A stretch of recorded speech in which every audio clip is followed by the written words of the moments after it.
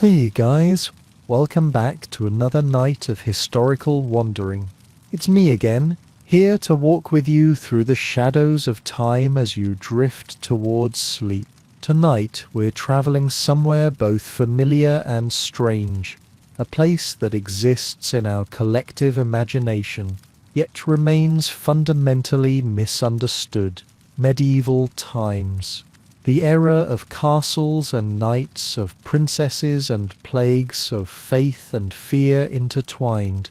Dim the lights if you haven't already. Find that comfortable position that your body has been craving all day. Let your head sink deeper into your pillow as we explore why you, yes, you, with all your modern sensibilities and expectations, wouldn't survive a single day in the medieval world. It's a humbling thought, isn't it?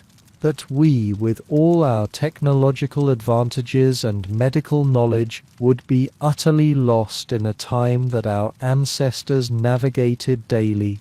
The medieval period whispers to us through stained glass and stone arches, through illuminated manuscripts and half-remembered tales. But its reality was written in calluses and early graves, in hunger and resilience. Tonight we'll peel back the romantic veil and step into the raw truth of medieval existence, not to shock, but to appreciate the distance we've traveled as a species. I always wonder about you, listening right now. Let me know in the comments what country and city you're watching from and what time it is right now. I find it strangely comforting to imagine all of us scattered across different time zones, different continents, yet connected in this moment of quiet reflection. Some of you might be starting your evening, others desperately seeking mid-afternoon rest. Some might be watching as the first light of dawn approaches. Wherever you are, whatever time it shows on your clock, I'm grateful you're here. Only if this calms you, consider subscribing or leaving a gentle thumbs up. But your rest matters more than any button or algorithm. I'd rather you drift into peaceful sleep halfway through this video than stay awake for its entirety. That's the paradoxical purpose of these long, quietly winding narratives, to lose you to dreams somewhere along the way. Tonight we'll walk through doorways of time, feeling what it meant to exist in a world both harsher and somehow more honest than our own. A world where survival wasn't guaranteed, where comfort was rare, where life burned shorter but perhaps brighter for its brevity. We'll explore not just the facts of medieval life, but the sensations, the emotions, the daily texture of existence that no textbook can fully capture. So close your eyes if they're growing heavy. Let my voice be the boat that carries you across centuries, across the river of consciousness into the deeper waters of sleep.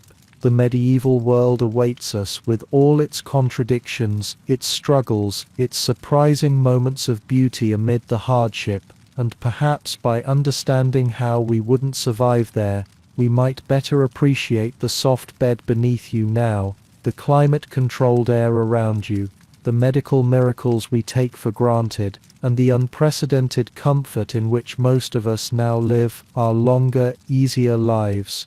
Our journey begins not with kings and queens, not with famous battles or political intrigue, but with something much more fundamental, the simple experience of waking up in a world utterly foreign to our modern senses. Let's cross that threshold together. You wake in the dark, but not your familiar darkness. This darkness has texture, has weight, has smell. Your modern bedroom has vanished, replaced by something more primitive, more immediate.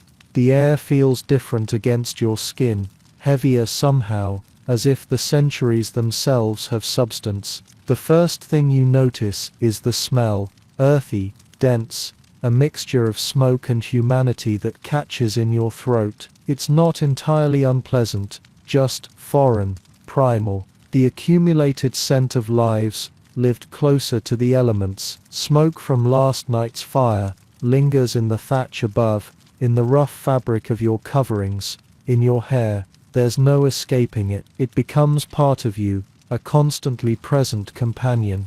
This is not a vacation. This is survival. This is the 13th century, and your modern sensibilities are already gasping for air. Your lungs fill with the past, a past unfiltered by museum glass cases, or the sanitizing distance of history books. The rawness of it startles you fully awake, though the darkness remains nearly complete. Sounds reach you that have no place in your modern existence. The low shifting of livestock nearby, not in some distant barn but perhaps separated from your sleeping area by nothing more than a crude partition. The scurrying of small creatures in the thatch overhead, the creak and sigh of a dwelling built by hand, settling through the night like a living thing, and beyond that, silence of a quality you've never experienced, no distant traffic, no electrical hum, no planes overhead, a silence so complete it feels like pressure against your eardrums.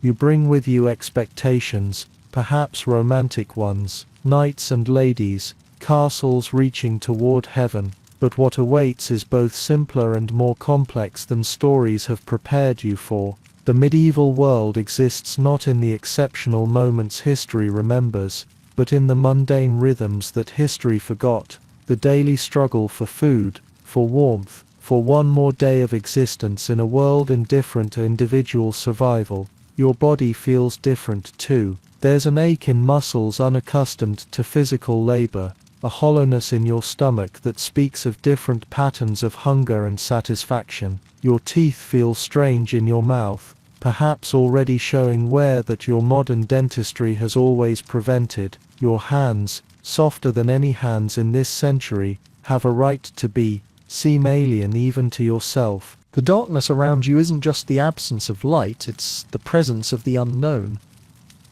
Modern humans are rarely truly in the dark. We have streetlights through our windows, the glow of devices, the option to banish night with the flick of a switch. Here, darkness is sovereign, holding secrets and dangers your ancestors understood instinctively.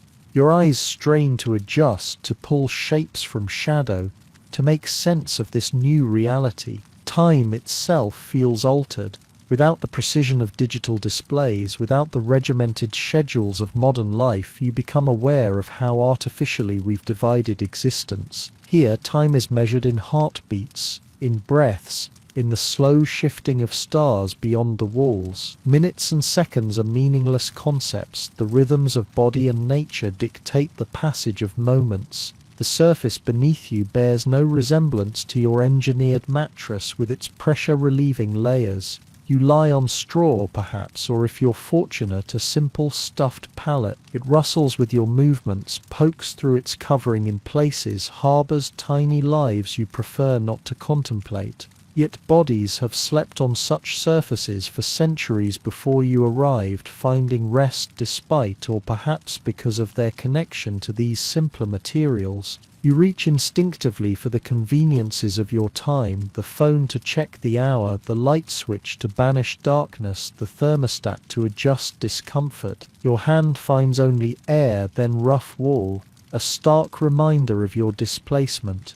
These absences are perhaps more shocking than what is present, the negative space of progress not yet realized. The temperature is another adjustment. No central heating maintains a perfect 70 degrees. The air holds the lingering chill of night, even indoors. In winter, this cold would be bone deep, a presence as real as any person. In summer, the heat would build through the day, trapped under thatch and timber. The human body in medieval times existed in constant negotiation with elements we've largely engineered away. You lie there processing these sensations, this new reality. Perhaps fear should be your primary response, yet something more complex emerges. A strange recognition. Beneath the unfamiliar surfaces of this world pulses something deeply, fundamentally human. The same stars turn overhead, the same human hearts beat with hopes and fears. The same human ingenuity works to create meaning from existence, however harsh. Others sleep nearby, family most likely.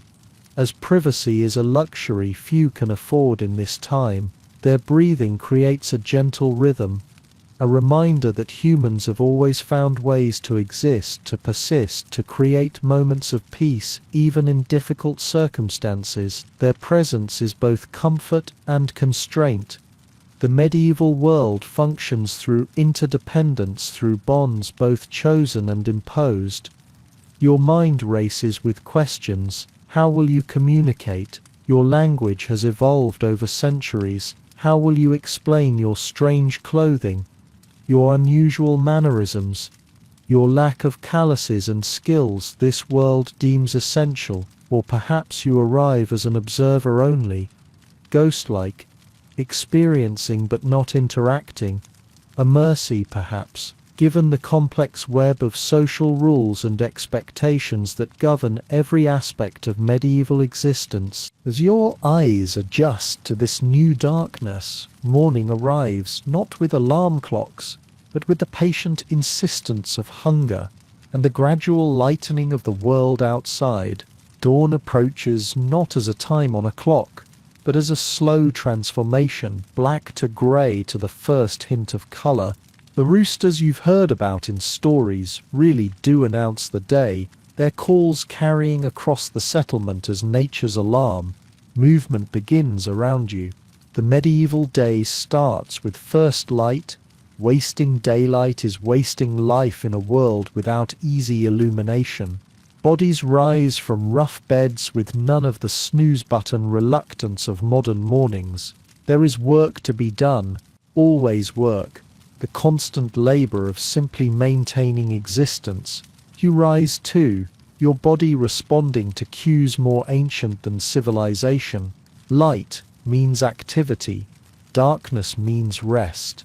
A simplicity your modern circadian rhythm, confused by artificial light and late-night screens, has long forgotten. There's wisdom in this pattern, your body seems to say, as it pulls you upright despite your disorientation. The floor beneath your feet is packed earth, cold and unyielding. No memory foam slippers await you. No hot shower promises to ease you into wakefulness. The day begins with sensations both sharper and more elemental than you're accustomed to. Discomfort that cannot be immediately relieved, needs that cannot be instantly gratified. Outside, the world is transforming from the mysterious realm of night to the workaday reality of the medieval morning. The settlement, village, town, or city comes alive around you. Voices call in accents your ear struggles to decipher. Animals add their opinions to the growing chorus of the day. Somewhere, metal strikes metal, wood strikes wood, the percussion of labor beginning. You stand at the threshold between modern expectations and medieval reality. The day stretches before you, full of challenges your life has never prepared you to meet. Yet humans have always adapted, have always found ways to navigate the world they're given. The question remains, would you survive these 24 hours in a world both simpler and infinitely more demanding than the one you left behind? Discomfort is your first companion of the day. It introduces itself through all your senses at once. The stiffness in your back from the unyielding sleeping surface, the sour taste in your mouth with no toothpaste to mask it, the lingering smell of smoke and unwashed bodies, the dim interior of the dwelling as your eyes struggle to adjust, the rough texture of homespun fabric against your skin. Modern humans rarely experience such a complete sensory reorientation upon waking. Your bed is a straw mattress, home to more than just your tired body. Small inhabitants rustle within its depths, fleas and bedbugs that have coexisted with humans for centuries, seeing no distinction between peasant and noble flesh. You find yourself scratching automatically, your body responding to irritations your modern existence has largely eliminated. These tiny companions will follow you throughout your day, a persistent reminder of the different relationship with nature that medieval life entails. The floor beneath your feet is packed earth in most dwellings, stone if you're in a place of unusual prosperity. No carpet cushions your steps. No heated tiles take the chill from your soles. This connection to the ground is immediate, unavoidable, a constant awareness of the earth from which all life in this time is directly sustained. Your feet, accustomed to engineered support and cushioning, register this new reality with each step, hard, cold, uneven. You look around at your sleeping quarters. Space is used differently here, with different priorities. The concept of specialized rooms for specific activities, bedrooms just for sleeping, dining rooms just for eating, is largely absent except in the wealthiest households. This space serves multiple functions, its purpose shifting through the day according to need. The bed you've just left might fold away, or simply be pushed to the side. Nothing is wasted. Nothing exists solely for aesthetic purposes or convenience. Is no shower awaits you. Is no toothpaste. The morning breath of centuries past lingers in every conversation, a universal human condition, accepted as simply part of existence. Personal hygiene follows different patterns here, less frequent, more purposeful, defined by scarce resources, and different cultural understandings of cleanliness. The morning cleaning ritual, if it happens at all, might be a quick splash of water on the face, a rinse of the mouth, a cursory attempt to bring order to hair and clothing. You reach for comforts that don't exist yet. The automatic coffee maker, the climate control, the running water, the privacy of a modern bathroom, each absent convenience creates a small shock of realization. The infrastructure of comfort you navigate unconsciously each morning is centuries from invention. Here, each necessity must be actively procured, water carried from well or stream, fire kindled anew each day, food prepared from the most basic ingredients. The light filtering through small windows or open doors creates patterns on the floor, marking the beginning of a day measured by the sun rather than the clock. Time feels simultaneously more vague and more precise, less rigidly divided into numerical units, but more directly connected to natural rhythms. Your body, despite its modern conditioning, responds to these ancient cues, awakening to patterns encoded in human DNA long before alarm clocks existed. Others around you move with practiced efficiency, performing morning routines with the unconscious grace of long habit. They know exactly how much water to heat, how to quickly transform from sleeping to waking state with minimal resources. Their movements contain no hesitation, no fumbling for the right tool or process. This is not a historical reenactment for them, but simply Tuesday, no different from the hundreds of Tuesdays before it. Children, if present, are already being directed toward their day's tasks. Childhood is a protected state of play, and learning is a luxury few can afford in this time. Even the youngest contribute to household survival according to their abilities.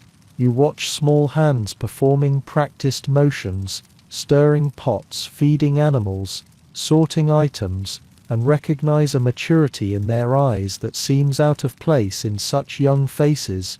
The morning meal, when it comes, bears little resemblance to your expected breakfast. Forget perfectly frothed lattes and avocado toast. Forget cereal and pasteurized orange juice. The most common morning sustenance might be a simple porridge of whatever grain is locally abundant, perhaps flavored with salt if you're fortunate, maybe sweetened with honey if you're prosperous. It might be leftovers from the previous night, waste being an unthinkable luxury. It might, in harder times or poorer households, be nothing at all. The spoon you eat with, if utensils are used, is likely wooden, worn smooth by years of use.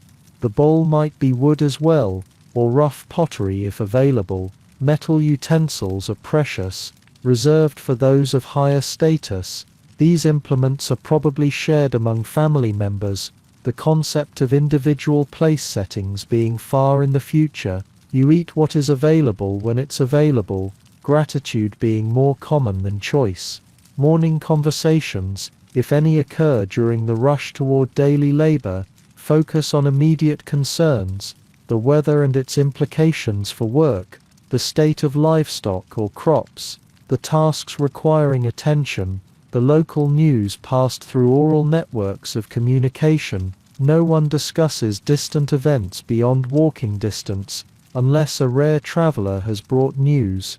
The world feels simultaneously smaller and more immediate. Your clothing for the day presents another challenge. The concept of pajamas, of specific clothes for sleeping versus waking activities, is largely absent except among the wealthy. You likely slept in a simplified version of your daily attire, or perhaps in nothing at all, depending on the season and local customs. Getting dressed isn't a matter of fresh clothes each day, but of putting on the same garments worn yesterday and many days before, perhaps with minor adjustments or the addition of work-specific items. These garments feel different against your skin, heavier, coarser, constructed for durability rather than comfort. They may smell strongly of smoke, sweat, and work, carrying the olfactory history of days or weeks of wear. Washing clothes is an arduous process requiring significant time and energy, not the simple matter of tossing items into a machine. The relationship between body and clothing is more intimate here, more accepting of natural processes and scents. Morning light brings new visibility to the dwelling around you. In daylight, you notice details lost in the darkness, the careful construction of the simple furniture, the clever storage solutions in a world without closets and cabinets, the small touches that transform shelter into home. Despite material poverty, there is beauty here, though of a different kind than you might recognize at first. The beauty of functionality, of generations of accumulated wisdom about how to create comfort with minimal resources. Your modern body, accustomed to climate-controlled environments and ergonomic support, protests these new conditions. Muscles ache from the unfamiliar sleeping surface. Your digestive system questions the strange breakfast. Your skin itches from rough fabric and tiny passengers. Yet the human form is remarkably adaptable. These discomforts, while acute now, would gradually fade into background awareness if you remained in this time, your senses adjusting their baselines for what constitutes normal sensation. As the household moves into the rhythm of morning work, you become aware of the absence of certain modern morning rituals. No checking of emails or news feeds, no commute through traffic, no complex decisions about which of many possible breakfast options or clothing choices feels right today. The narrower range of possibilities creates a different kind of mental space. Fewer choices, but perhaps deeper attention to each necessary task.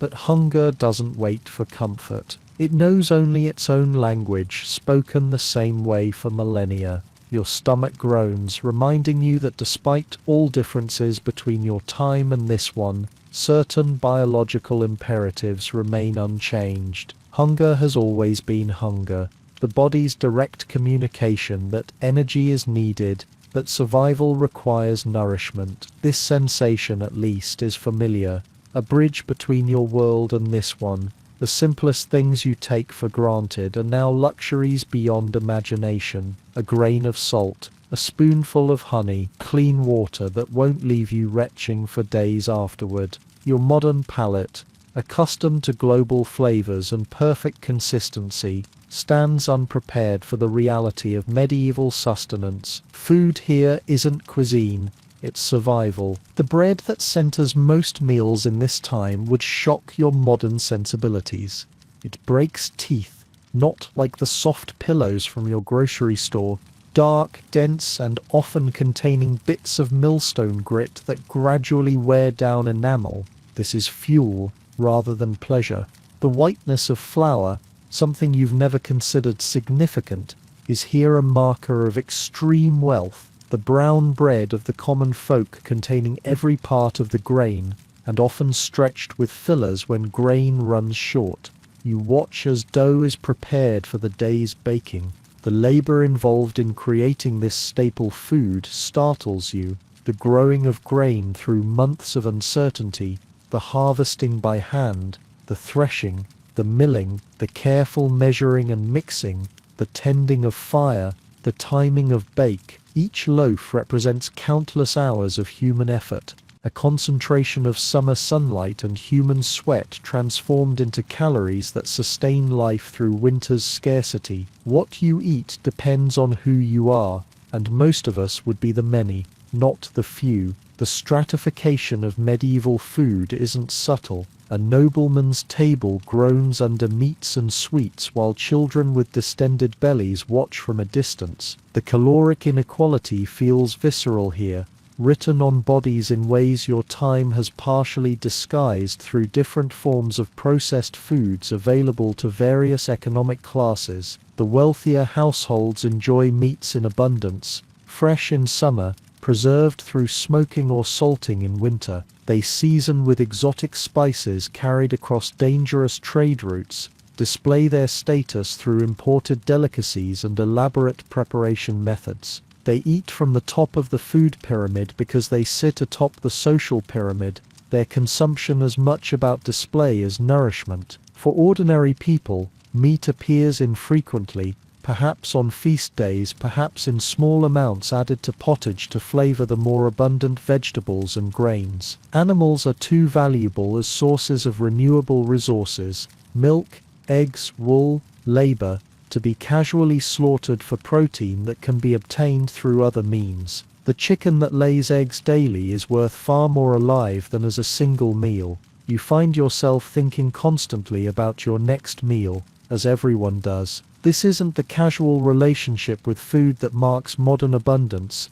the absent-minded snacking, the skipped meals, the casual waste of leftovers. Hunger is a present companion in medieval life, sometimes at a distance, sometimes pressing close, but never entirely absent from awareness. The body knows with animal certainty that food is not guaranteed. Meals center around a pot suspended over fire, the original one-pot cooking that trendy modern cookbooks try to recapture without the smoky eyes and burned fingers. Into this pot goes whatever is available: vegetables from the garden in summer, preserved vegetables in winter, grains, occasional meat or fat for flavor, herbs both for taste and medicinal properties. The resulting pottage forms the core of nutrition, a perpetual stew sometimes kept going for days, refreshed with new ingredients as they become available. Water, which flows clean and safe from your modern taps, presents dangers here that wine and ale do not.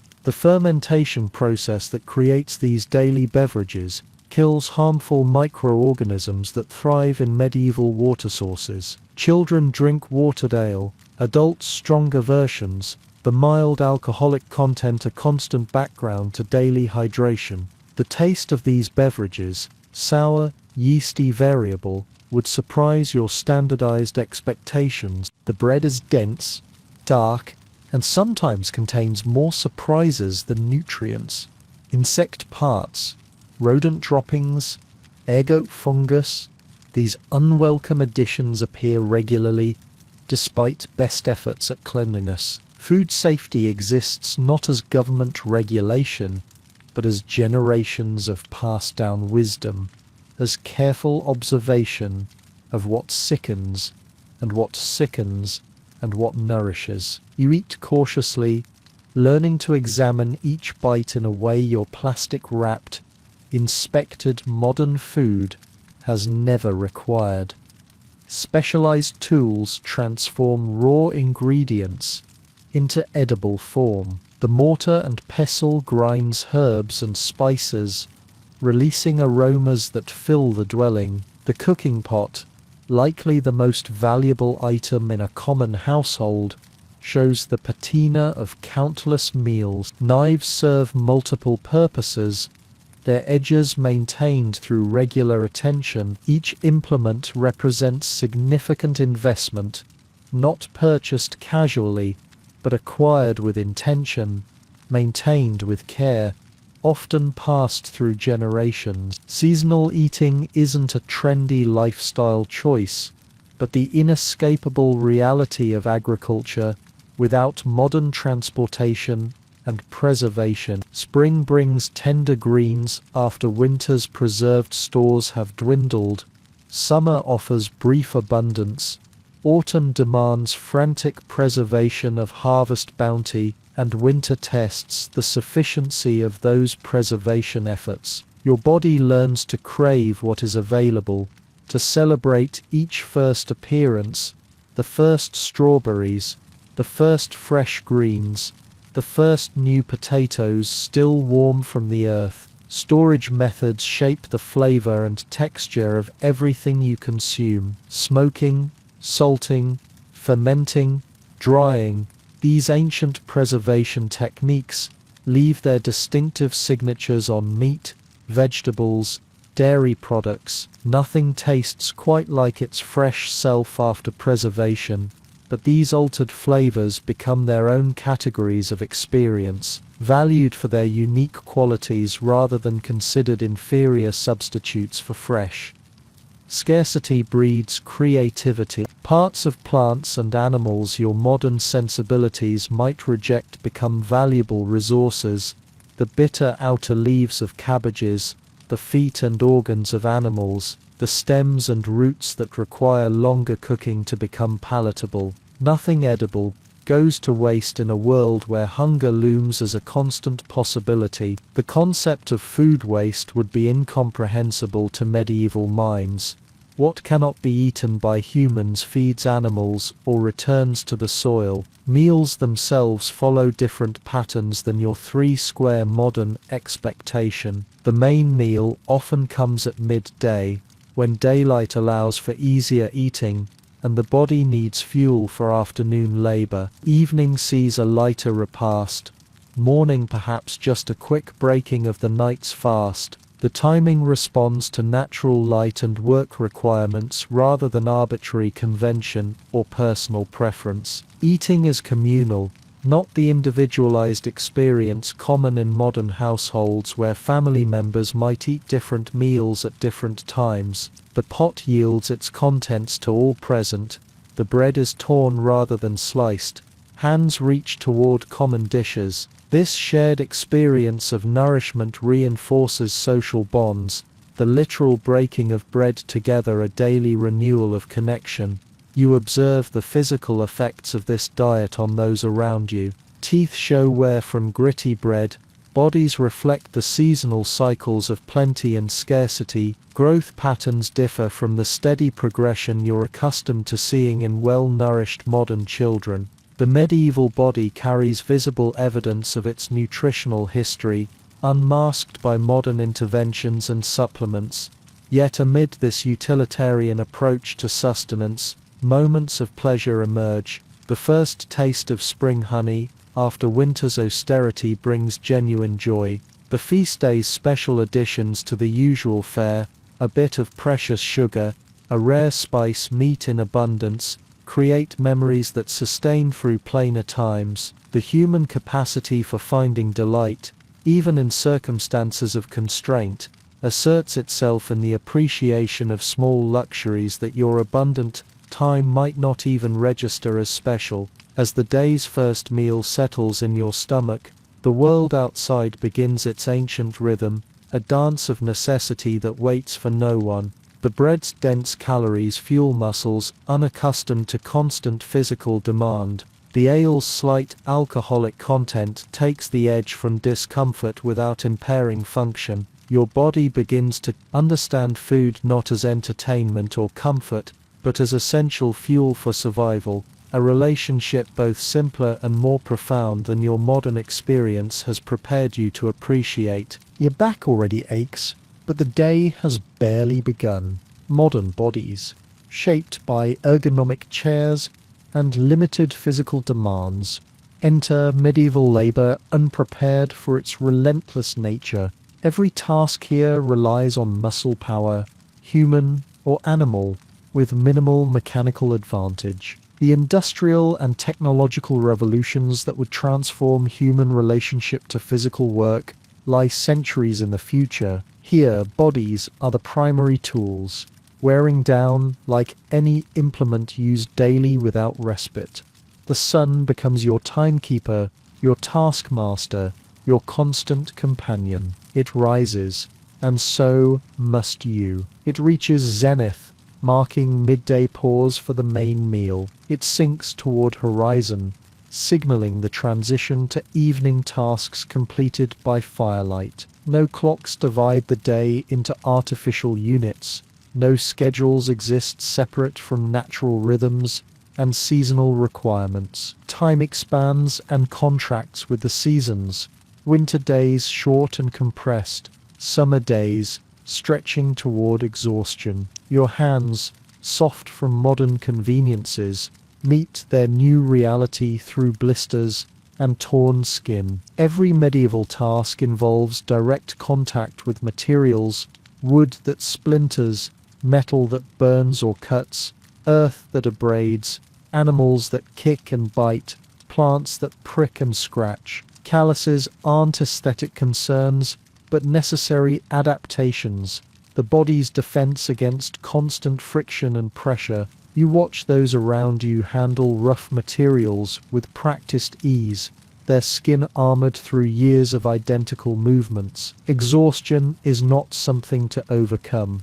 It's simply the state of being alive. The medieval workday continues until the work is complete, or darkness makes continuation impossible. The concept of 8 hours, of weekends, of vacation time, these boundaries that shape modern work experience are absent. Labor and life intertwine completely. The distinction between work and not work often meaningless. In a world where survival requires constant attention, you observe the division of labor around you, not arbitrary, but following patterns established through generations of practical experience. Men typically handle tasks requiring upper body strength or taking them farther from home. Women manage household production, childcare, gardening, textile creation, food preservation, and numerous other skilled tasks essential to family survival. Children contribute according to their abilities, learning through direct participation rather than abstract education. The specialized nature of modern work, where individuals might perform one narrow function repeatedly, gives way to seasonal variety and broader skill requirements. The same hands that plant in spring harvest in autumn, the same person who tends animals, also repairs tools,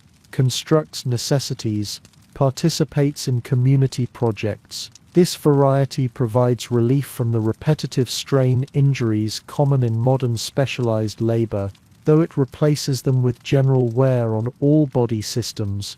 No weekends, no vacations, no retirement, only seasons that change while your hands remain the same. The medieval concept of time off comes primarily through religious observance. Sundays and numerous saints' days provide pause in the work rhythm, though many essential tasks like animal care continue regardless of calendar. These breaks serve both spiritual and practical purposes, allowing bodies some recovery while reinforcing community bonds through shared ritual and celebration. You notice how workspaces reflect different priorities than modern efficiency experts might recognize. Tasks often involve social elements, women spinning together while supervising children, men working fields in coordinated groups, conversations and songs making repetitive labor more bearable. Work isn't segregated from other aspects of life,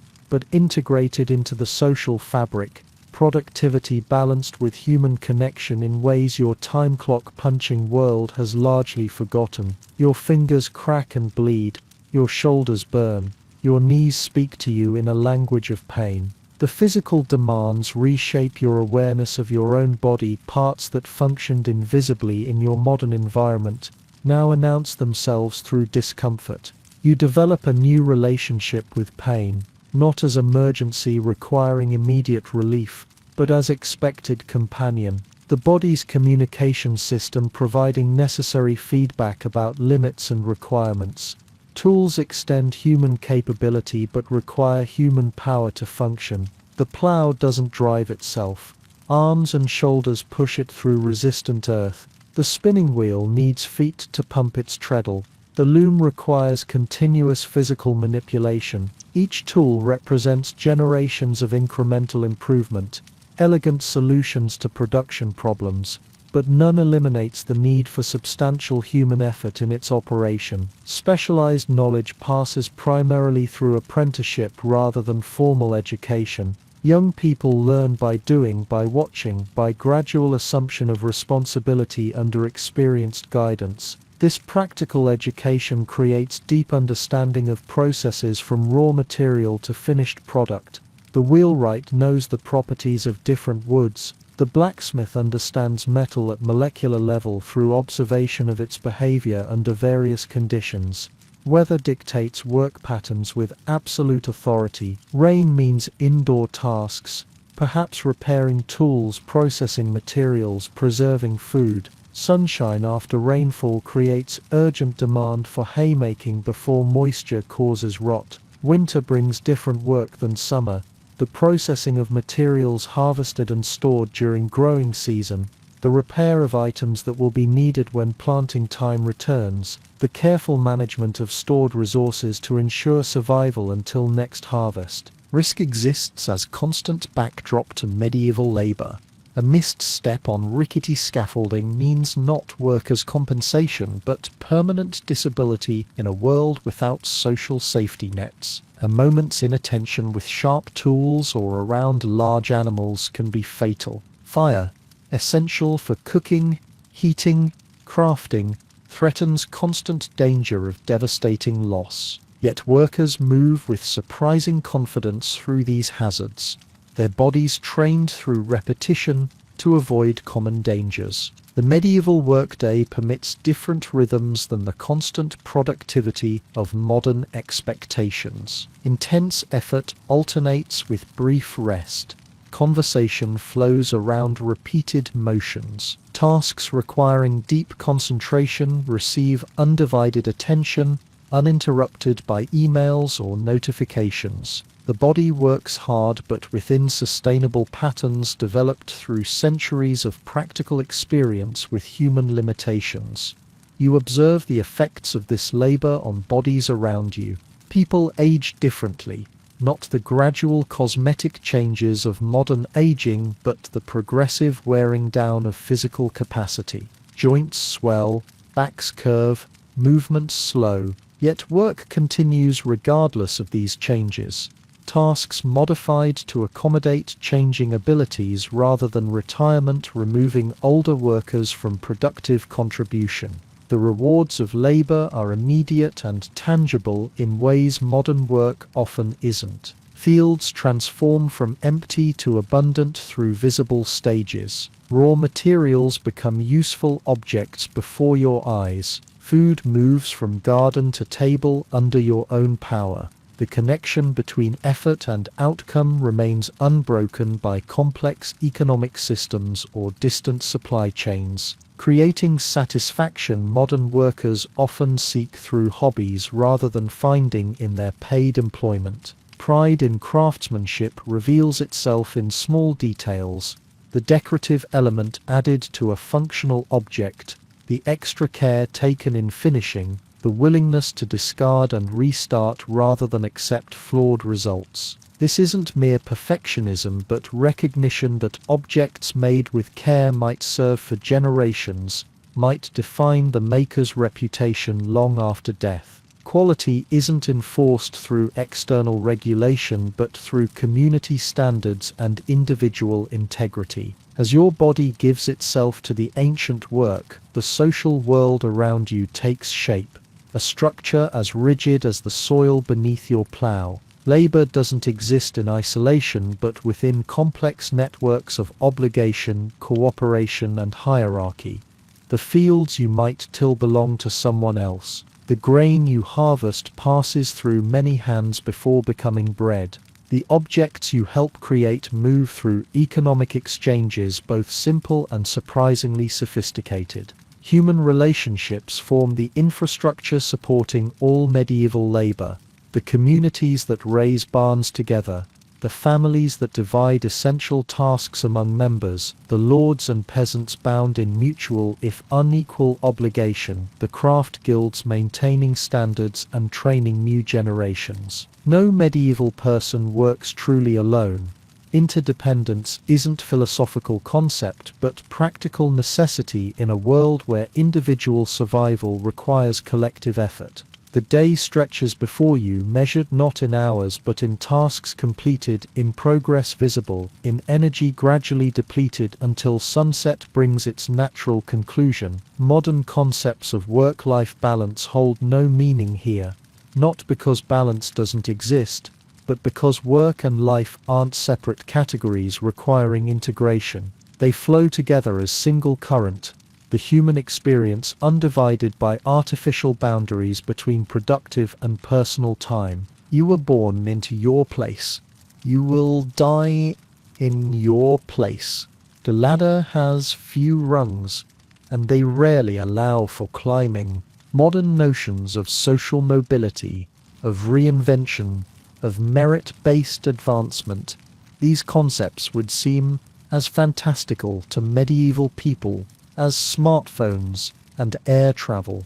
Here, the social order doesn't simply influence life circumstances, it defines the very boundaries of possibility from first breath to last.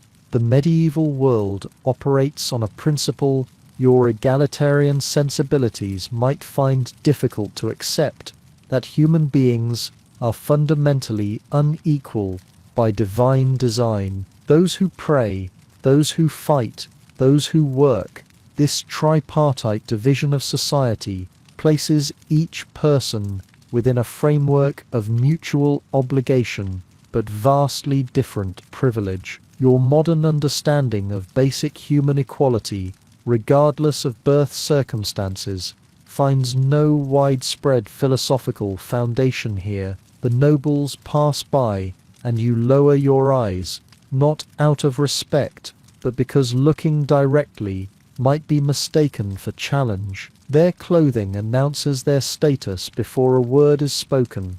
The vibrant colors achieved through expensive dyes, the fine textures of imported fabrics, the embellishments that serve no practical purpose except to display wealth. Their bodies, too, tell the story of privilege, taller from better nutrition, smoother skin from less exposure to elements, hands unscarred by labor. You observe how speech changes with social position. Those above speak with certainty, with assumption of being heard. Those below moderate their voices, choose words carefully, understand the potential consequences of communication misinterpreted. Language itself becomes stratified, perhaps French or Latin for nobility, local dialect for commoners. The ability to shift between these registers a skill that marks those moving between worlds. Acceptance comes not from contentment, but from the understanding that rebellion means death. The social order maintains itself not just through economic realities, but through force when necessary. The gallows standing at the town's edge isn't theatrical decoration, but practical deterrent, a reminder that challenging established hierarchies carries consequences beyond the individual. The system's stability depends on collective acceptance of its inevitability. Children absorb their place through observation, long before explicit instruction. Watch how the blacksmith's son already mimics his father's stance, how the nobleman's daughter carries herself with practiced dignity at age 5, how the serf's children hunch slightly even in play. These physical manifestations of status become so deeply ingrained, they seem like natural characteristics rather than learned behaviors shaped by social expectation. You can smell rank and privilege before you see it. The clean clothes, the perfumed bodies, the unworked hands. Scent marks social division as clearly as clothing or speech patterns. Those who can afford regular changes of garments, who have access to imported spices and perfumes, who remain distant from the physical substances of survival, carry their privilege in the air around them. The medieval nose understands social hierarchy with extraordinary sensitivity. Women occupy complex positions within this hierarchical structure. A noble woman outranks a male peasant, yet lacks many freedoms her male social equals take for granted. Female labor, though essential to household survival at all social levels, often remains less visible, less recognized than male contributions. Yet within defined spheres women exercise authority, managing household economies, preserving food, producing textiles, practicing healing arts, wielding influence through relationships. Religion reinforces the social order, even as it sometimes offers rare paths for transcending it. The Church teaches that earthly hierarchies reflect divine intention, that suffering in one's assigned place earns heavenly reward. Yet occasionally, exceptional individuals rise through religious institutions based on intellect or spiritual gifts rather than birth, making the Church simultaneously a justification for hierarchy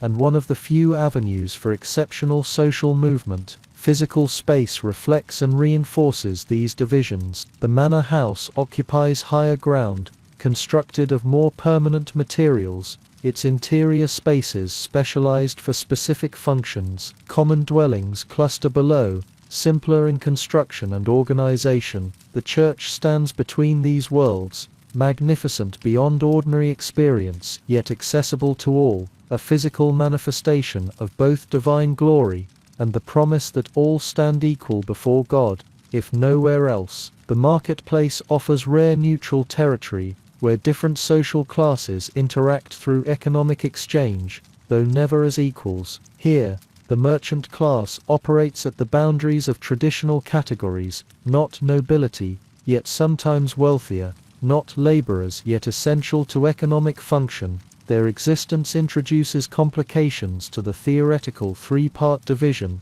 creating spaces where ability might occasionally supersede birth. In determining one's trajectory, justice operates differently, depending on one's position. The same offense committed by noble or peasant leads to vastly different consequences. Courts apply different standards, different procedures, different punishments based on social standing. What might result in a fine for one means physical mutilation for another. The concept of equality before the law remains centuries away, an unimaginable reconfiguration of the world's fundamental organization. You notice how deference has been choreographed into physical movements. The bowed head, the step aside, the waiting for permission to speak. These bodily expressions of hierarchy aren't conscious performances, but unconscious habits formed through lifelong practice, through observation of consequences when proper forms aren't observed. The body knows its place even before the mind articulates it.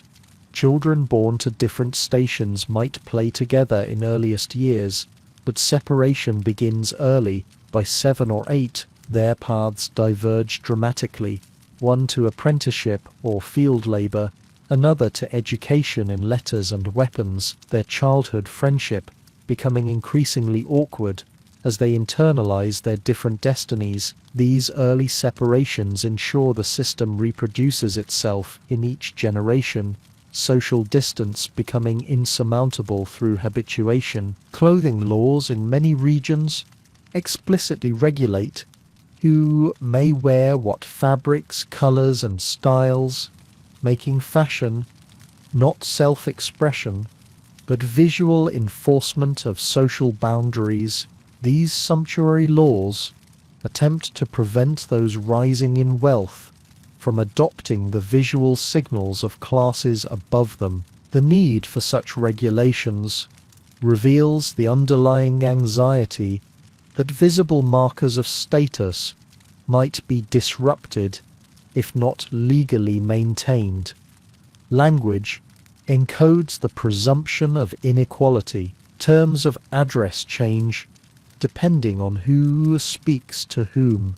Certain topics become inappropriate when discussed across class lines. Humor itself varies. What provokes laughter in the Great Hall differs from what brings mirth around the village fire. These separate linguistic worlds reinforce separation as effectively as physical barriers between living spaces. Yet human connection sometimes transcends these rigid categories in quiet moments. The Lord's son, raised partly by a peasant wet nurse, may retain affection for her beyond what the social order prescribes. The priest educated at university still understands the dialect of his shepherd father. These small bridges across social chasms rarely challenge the system, but create narrow passages through which occasional compassion and understanding might travel. Marriage usually occurs within one's class, with exceptions requiring extraordinary circumstances. The rare cross-class union often results in the higher status partner being pulled downward rather than the lower rising, another mechanism by which the system maintains its integrity across generations. Love as primary basis for marriage, a concept your romantic modern sensibilities take for granted, remains largely irrelevant to these arrangements focused on economic alliance and social stability. As you observe this world of rigid stratification, you might wonder about happiness. Is it possible within such constraint? Yet, human adaptation creates space for contentment even within narrow boundaries. When expectations align with possibilities, when identity forms around one's assigned place, satisfaction doesn't require the infinite options your modern world provides. Purpose and meaning exist within defined parameters, derived from fulfilling one's role within the ordained structure. As the sun moves across the sky, measuring your worth in shadows, other dangers emerge beyond the social order, threats that affect all levels of society, though not equally. Disease, that great leveler, makes its presence known indiscriminately, though resources to address it remain as unevenly distributed as all other aspects of medieval life. A fever is not just a cough. A fever is not just discomfort. Each small ailment carries whispers of mortality. Your modern mind, conditioned by antibiotics and antivirals, by vaccines and emergency rooms, has forgotten the primal fear that accompanies even minor symptoms in a world without medical certainty. Here, a scratched hand might lead to lethal infection. A winter chill might become pneumonia with no effective treatment. The threshold between health and catastrophe is paper thin. The medieval relationship with illness differs fundamentally from your own. Disease isn't simply biological malfunction, but potentially divine judgment, astrological influence, imbalance of bodily humors, or malevolent magic.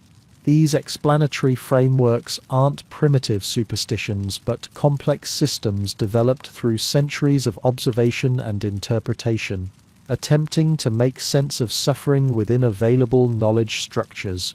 The barber approaches with knives and leeches, their purpose indistinguishable from torture to your modern sensibilities. Yet this figure represents the highest medical technology available to most people. Barber surgeons handle everything from haircuts to tooth extractions, from bloodletting to amputations. Their tools simple, their anesthetics limited to alcohol and opium when available. Their practical knowledge, passed through apprenticeship rather than formal study, includes techniques both surprisingly effective and horrifyingly misguided. University-trained physicians, rare and expensive, operate from theoretical frameworks derived from ancient Greek and Arabic texts. They may never touch a patient, considering physical examination beneath their dignity, instead analyzing urine color or pulse patterns. Their diagnoses and treatments reflect sophisticated intellectual traditions, but often lack empirical effectiveness. They serve primarily the wealthy, their knowledge inaccessible to common people facing most everyday ailments. Fear becomes your physician, prayer your medicine. Powerlessness in the face of disease creates profound anxiety but also remarkable resilience.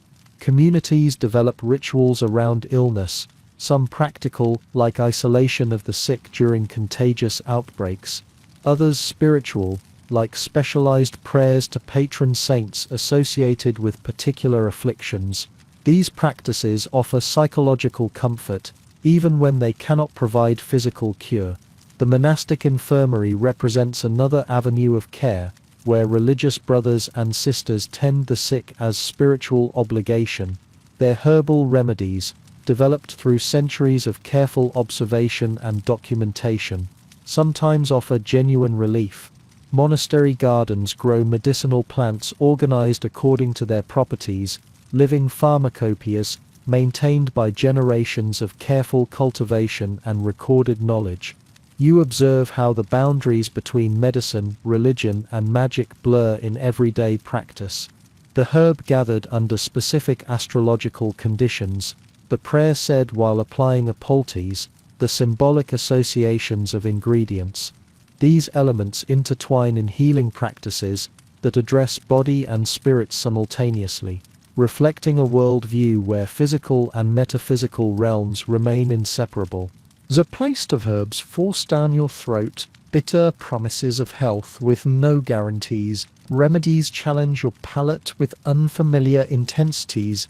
The sharp bite of yarrow, the musty resistance of dried mushrooms, the eye-watering strength of garlic and onion preparations. These natural pharmacopoeias contain both genuine pharmaceutical value and placebo comfort, their effectiveness varying widely depending on the actual condition and the specific preparation. Childbirth represents perhaps the starkest contrast between medieval and modern medical realities. This natural process, now routinely survived by mother and child in your world, here stands as a threshold of extreme danger.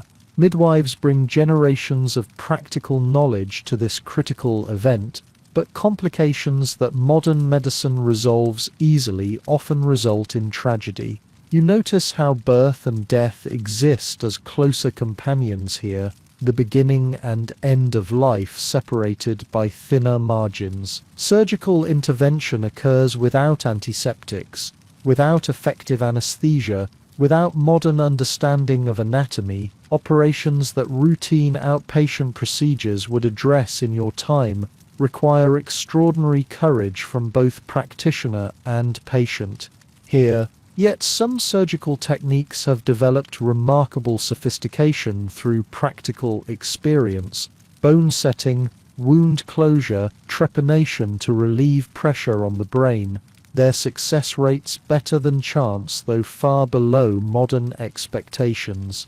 No antibiotics, no anesthesia, no understanding of what invisible enemies wage war within your body.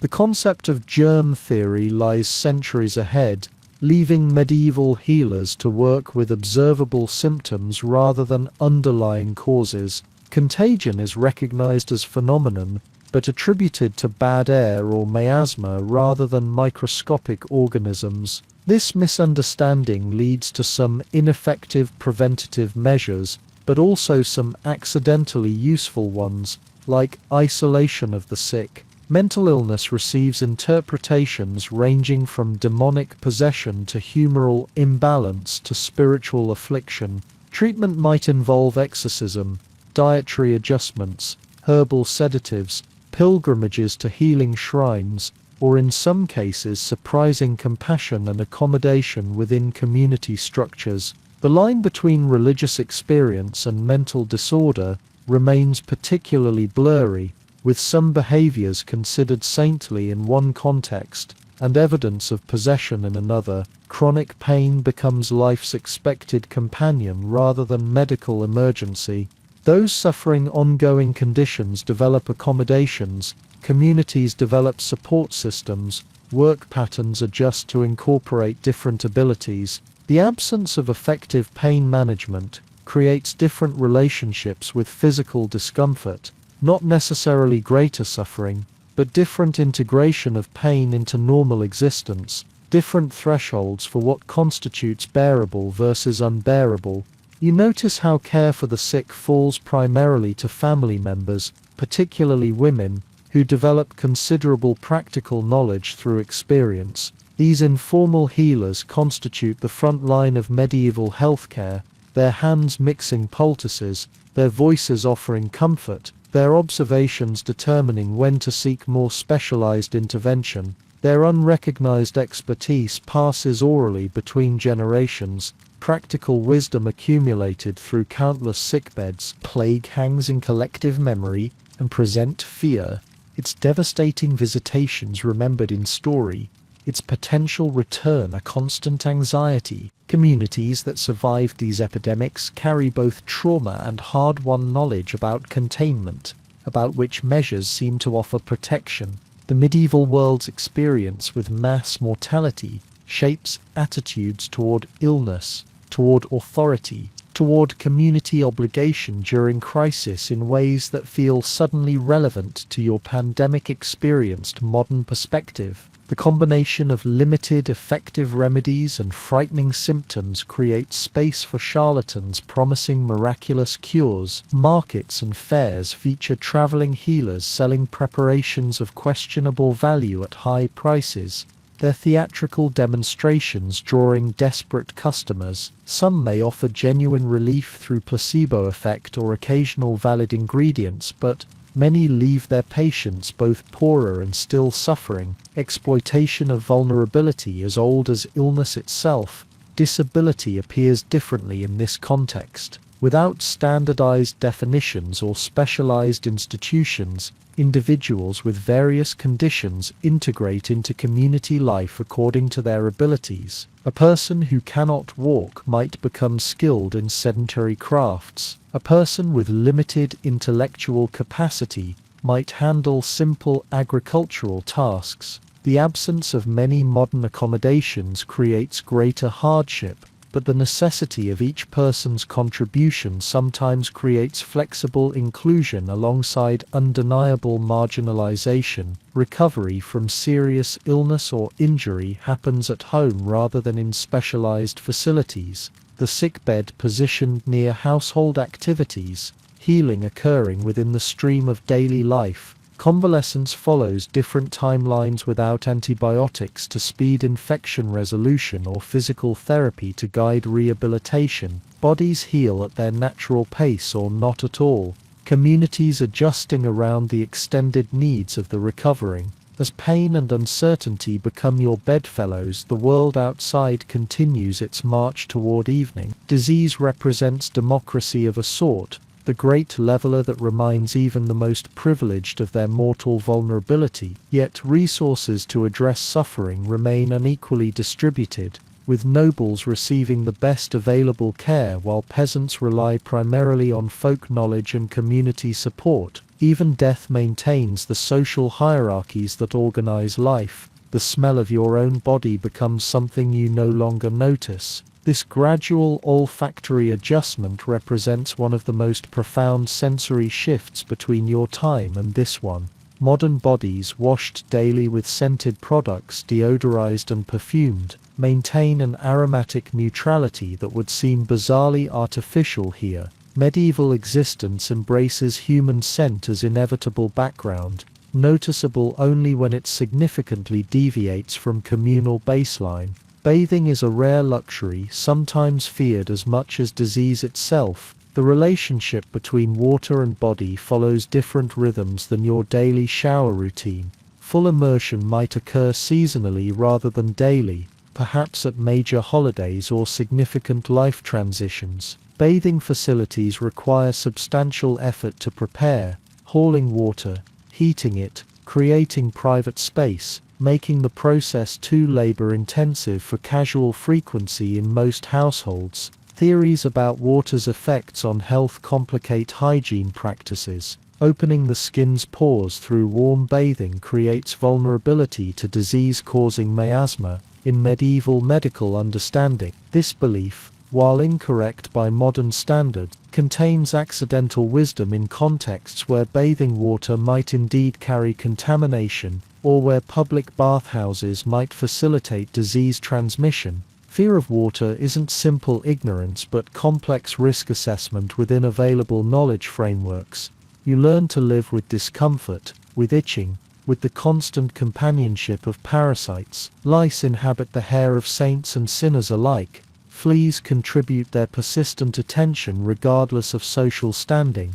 These tiny cohabitants create a background irritation that becomes normal, scratching an unconscious gesture, rather than response to unusual stimulus. Methods exist for mitigating their worst effects: combs with fine teeth, herbal repellents, strategic shaving, but elimination remains impossible.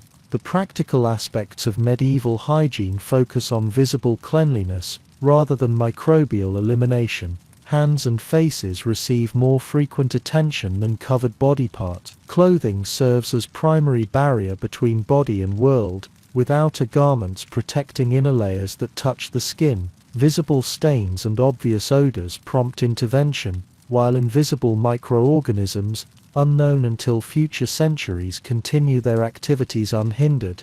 Teeth cleaning involves abrasives like salt, herbs that freshen breath temporarily, and tools ranging from chewed twigs to primitive toothpicks. The medieval smile often displays missing or discolored teeth, dental problems accepted as inevitable progression rather than preventable condition. Pain from dental infection becomes so common as to barely merit comment unless it prevents eating or working. Extraction offers the primary solution when pain becomes unbearable. The streets run with waste, both animal and human, rivers of disease flowing freely through populated areas. Waste disposal relies on simple systems: chamber pots emptied into streets or dedicated middens, livestock moving through urban spaces leaving their contributions, butchering operations conducting their messy business wherever convenient. The concept of systematic sanitation exists in some more advanced cities but remains basic by modern standards. Ditches to channel waste toward rivers, ordinances about where garbage may be deposited. Surprisingly, some aspects of medieval waste management display sophisticated understanding of practical necessities. Many towns employ dedicated workers to collect certain types of waste, particularly valuable manure for agricultural use. Human waste eventually returns to fields as fertilizer, completing nutrient cycles in ways modern sewage systems often interrupt. What appears as primitive disposal often functions as practical recycling within agricultural economies. Your clothes stiffen with dirt and sweat, becoming a second skin that rarely leaves your body.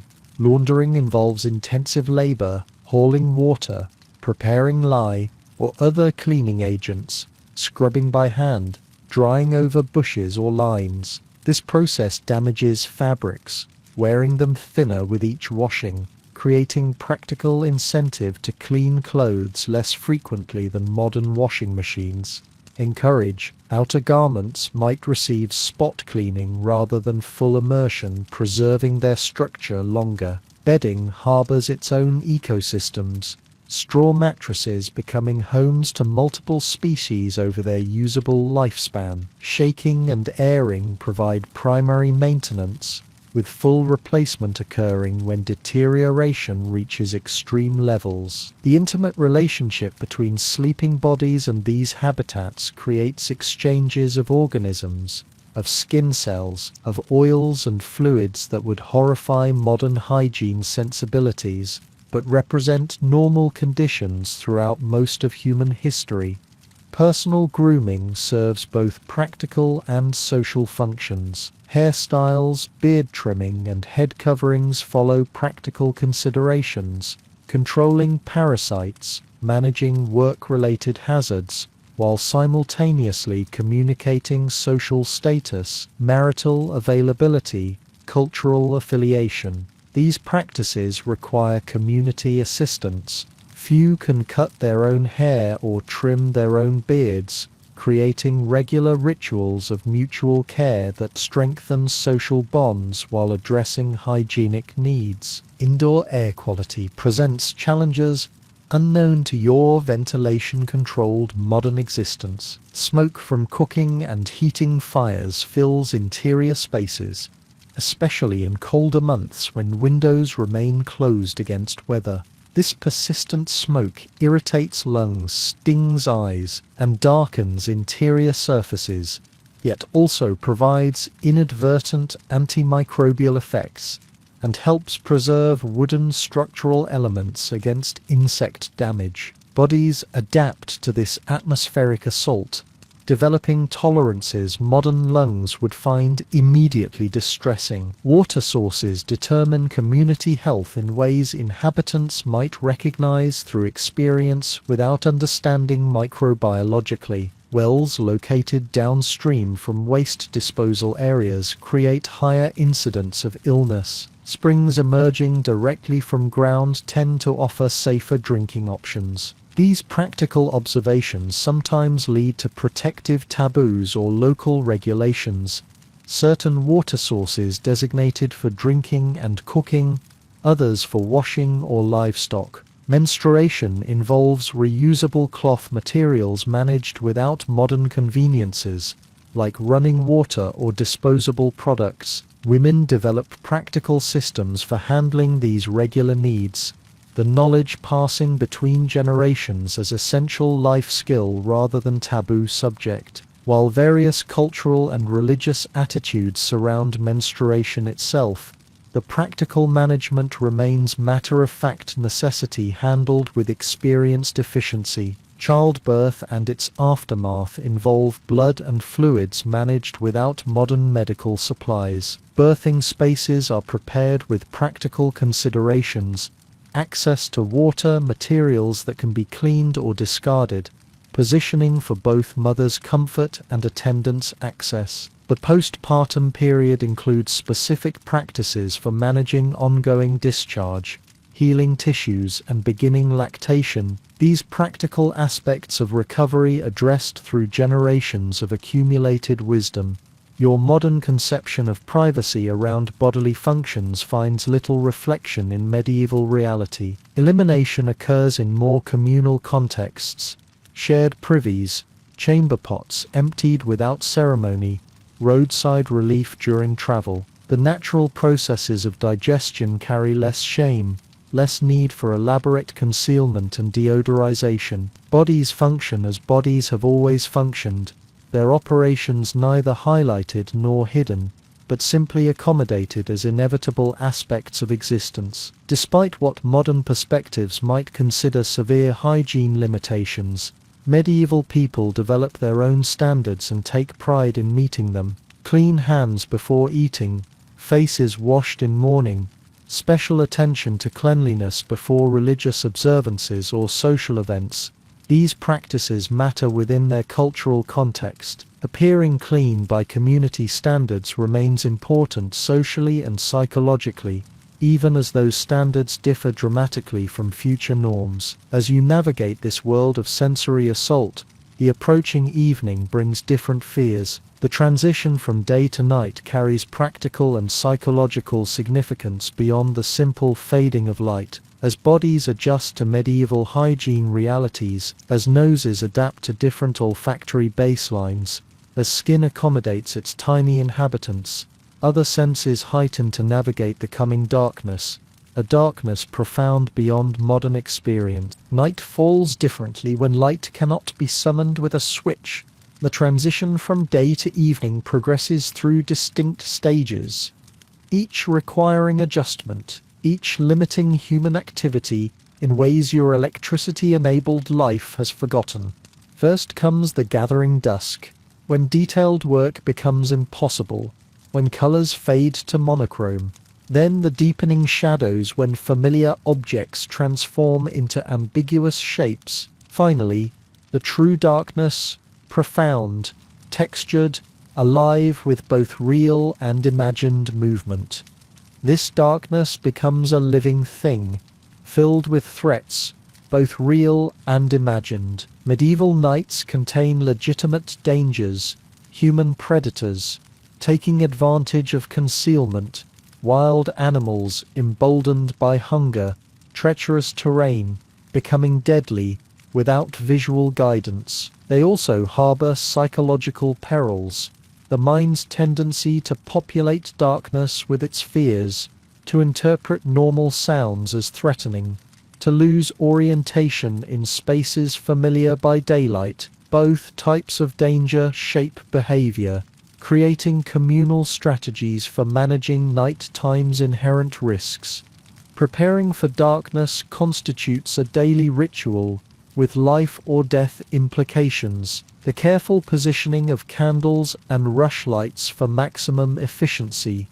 The banking of fires to preserve precious coals until morning. The securing of livestock against nocturnal predators. The barring of doors against human intruders. These preparations begin while light still allows for careful work, their completion essential, before visibility fails completely. Nothing is left to chance when darkness brings vulnerability. Your senses sharpen as vision fails, ears straining for sounds of approach. The medieval night arrives not with the electronic hum of modern darkness, but with its own soundscape, the settling of structures cooling after day's heat, the movement of nocturnal animals, the rustle of humans adjusting positions on straw mattresses, the occasional call between night watchmen marking the hours. These sounds carry different significance than daylight's auditory landscape, each potentially signaling safety or threat.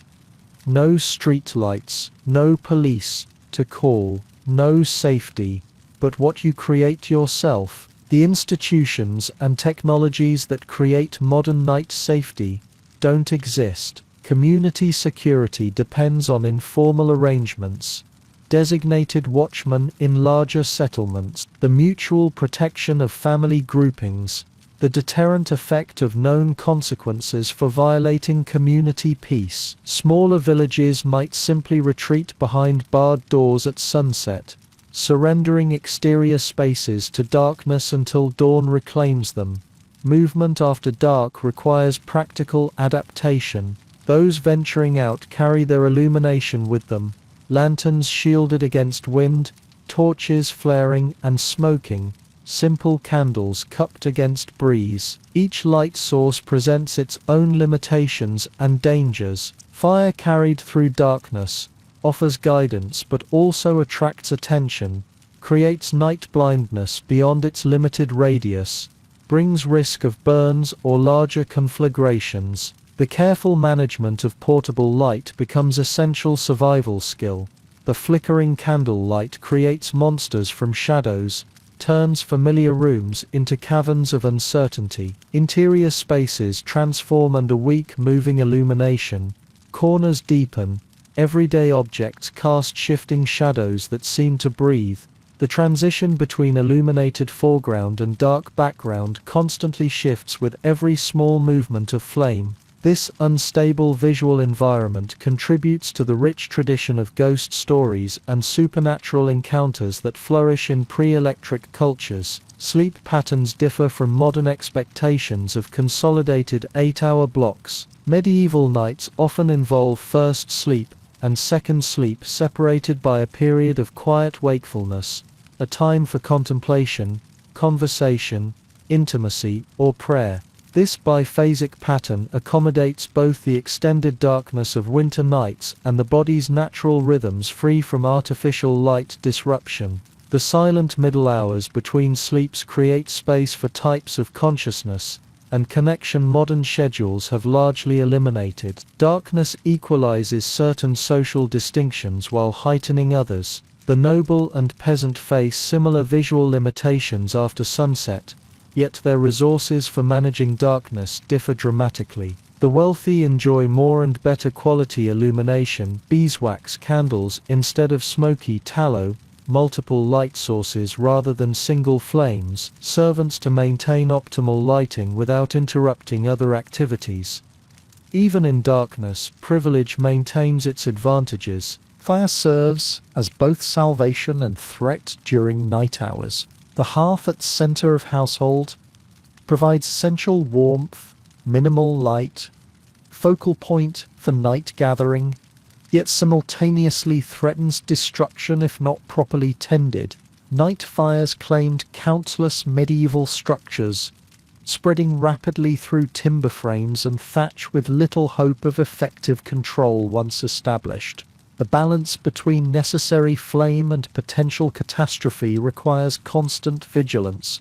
The physical boundaries between human and natural worlds weaken after sunset. Creatures enter villages under cover of darkness.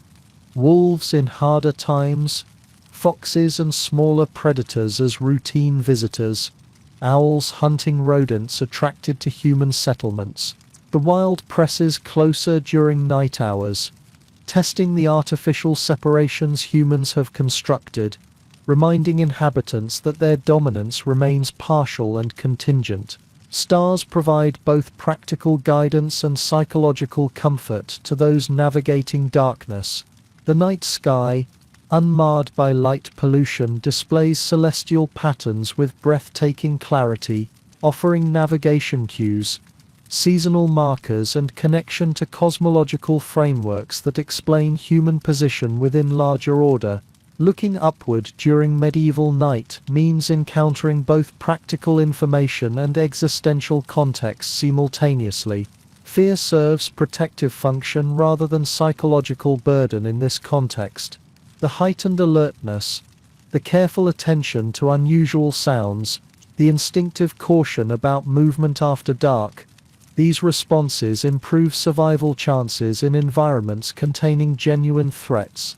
What modern perspectives might label anxiety or paranoia functions as appropriate adaptive mechanism when darkness conceals legitimate dangers without technological protections.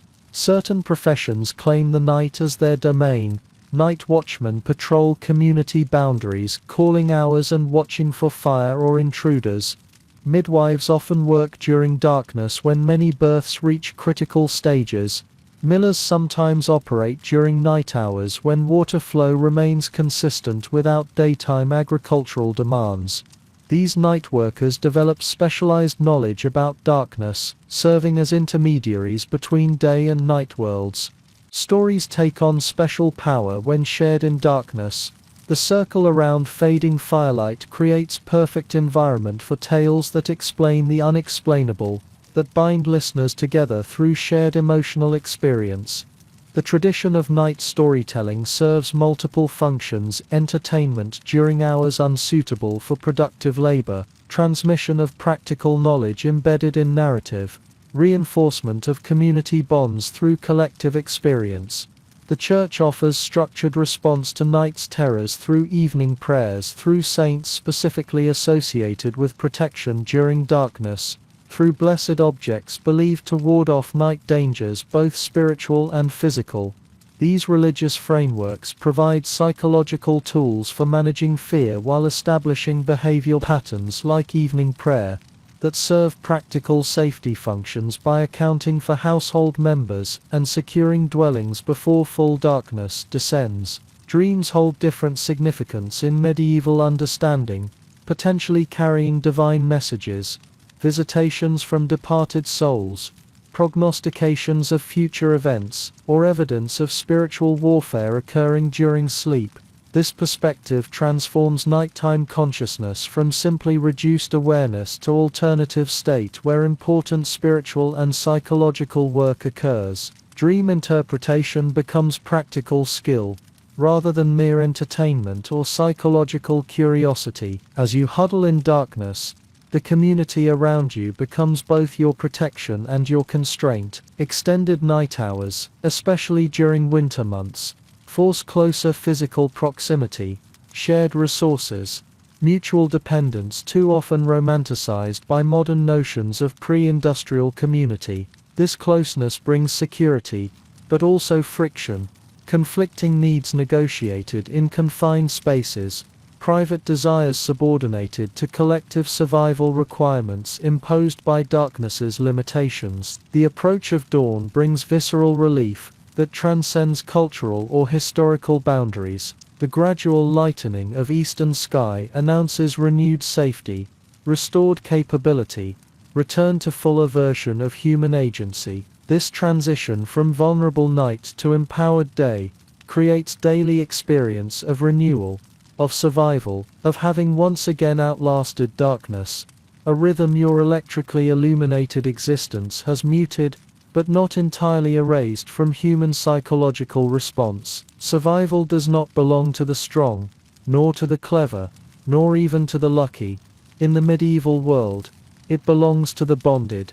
You do not endure because of your intellect or willpower, but because others wake when you are ill, lend when your stores run dry, stand beside you when the sky cracks open and threatens everything you've grown. Independence, the modern virtue, would be seen here not as admirable, but as dangerous. It is not strength, but separation, and separation in this world, more often than not, is death. The village you find yourself in is not a collection of individuals, it is a single living thing, each person a part of the whole. A thatcher might never weave cloth, a weaver might never shoe a horse, and a blacksmith may never milk a goat, but together they build something that no single hand could. The interlocking skills, the sharing of tools, the exchange of time and labor, this is the hidden engine that turns behind every plowed field and every full bowl. There is comfort in this closeness, in knowing your place, not as restriction but as rhythm. You are expected, needed, known. Your face is recognized in every doorway. Your voice is one thread in the village's larger song. In the modern world, your name may be a username, a floating icon in a sea of millions, but here, your name carries stories, and those stories are passed in firelit rooms, whispered while mending nets, told to children under the watch of stars. You observe how community forms, not just through necessity, but through repetition. It's in the hundreds of shared sunrises spent pulling weeds from the same patch of earth, in the silent nods exchanged during moments of shared exhaustion, in the borrowed tools returned with gratitude. These small rituals, layered over seasons and generations, bind people in ways that require no oaths, no contracts, no declarations. A person who shows up, reliably, kindly, competently, earns a kind of invisible wealth. You learn quickly that your life is not your own, not fully. Your time is stitched to the lives around you. If someone's roof leaks, you go. If someone's cart breaks, you help. If a death strikes a neighboring house, you bring bread, or firewood, or simply your presence. And you do so without thinking, not because you are particularly generous, but because one day it will be your fire that burns out, your table that sits empty, your grief that needs holding. There are no locks on doors, no passwords, no alarm systems. Security, instead, comes from knowing that the eyes of others are upon you, not as surveillance, but as stewardship. Children are watched not only by their parents, but by the baker, the widow, the shepherd, the priest. Each pair of eyes, a piece of the village's collective care. This communal vigilance creates safety, but it also enforces conformity. Kindness and obedience bring inclusion. Defiance brings isolation. In this closeness, conflict is unavoidable, but the resolution, too, is personal. A disagreement over pasture land might be settled by the village elder with a gentle word or a stern one. A grievance about borrowed goods might be hashed out in the open, in front of others who nod, murmur, witness. There is no anonymity here, no walking away from your history. Each choice leaves a ripple in the shared water all must drink from. There is little room for secrets, That which is done in the night is known by morning, not always spoken aloud, but known. This knowing creates a kind of soft discipline. Your behavior becomes a story someone else will tell. Reputation matters more than gold. A generous act may follow you for years. A single betrayal, longer still. Still, there is joy. It bursts through hardship, like sun through storm clouds. Festivals bloom on the calendar, like wildflowers. The feast of the Nativity, the coming of spring, the end of harvest. These are not luxuries, but necessities. In a life ruled by toil, celebration becomes survival too. Music is played, bread is shared, bread is shared. Dances swirl under lanterns strung between trees. Laughter echoes over fields, past the river, into memory. The children play in these fields, unwatched, yet watched, free, yet tethered. They learn not from structured lessons, but from imitation. A child might learn to carve from watching a grandfather, might learn to spin from a sister, might learn compassion from how the baker kneels to retie the old man's boots. These moments are the education of the heart and of the hands. In marriage, you do not just marry a person, you marry a family, a network, a history, a plot of land, a future filled with obligations and hope. The decision is rarely yours alone. Parents, elders, sometimes even lords weigh in, and though this may seem oppressive, it also means that your marriage is not your burden alone. It is carried by many, shaped by many, sustained by more than love. The elderly are not left behind. Their joints may ache, their pace may slow, but their value deepens with time. Their memories hold the knowledge of when the frost came early, which herbs to use for fever, how to read the clouds when storms roll in. They become living libraries, and their presence is honored, sometimes silently, but deeply. Strangers are not shunned, but watched. A newcomer must prove themselves, through labor, through patience, through humility. Over time, if they stay, if they contribute, they become part of the weave, not because of what they say, but because of what they do. Inclusion is not promised, but earned. And in the church, stone cool, even in summer, lit with soft flickers of candlelight, there is the deepest sense of togetherness. Knees bend in unison, voices rise in shared prayer. Even the poorest find equality before the altar. The rituals are ancient, familiar, grounding. Births are celebrated, deaths are mourned, all within the same walls, under the same vaulted ceiling. The church is not just a spiritual center, it is the beating heart of community life. You might notice how few people spend time alone. Solitude is rare, privacy rarer still, but loneliness less common than you might expect, because even when the labor is grueling, when the crops fail, when a child dies, there are always others beside you, sharing the sorrow, carrying the burden, keeping the fire lit. And in that firelight, as night falls once again, and the village folds itself into sleep, you feel something unexpected. Not just the strangeness of this world, not just the hardship or the lack, but something quieter, deeper, a sense of place, of being part of something older than you, larger than you, made not of ideas but of people, real, flawed, kind and necessary. You are not just in the village, you belong to it, and it, in turn, belongs to you. And just as you begin to understand this comfort of connection, the flickering torchlight from the edge of town signals something else, a call to gather, not for labor or worship, but for story, a tradition even older than bread. Let us walk there together. The church bells mark not just time, but the rhythm of existence itself. They ring out across the fields and forests, calling not only the body, but the soul. They do not merely divide hours, they divide heaven and earth.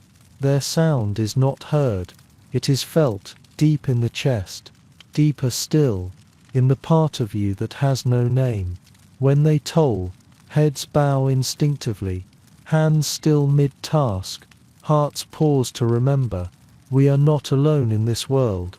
Faith here is not a decision.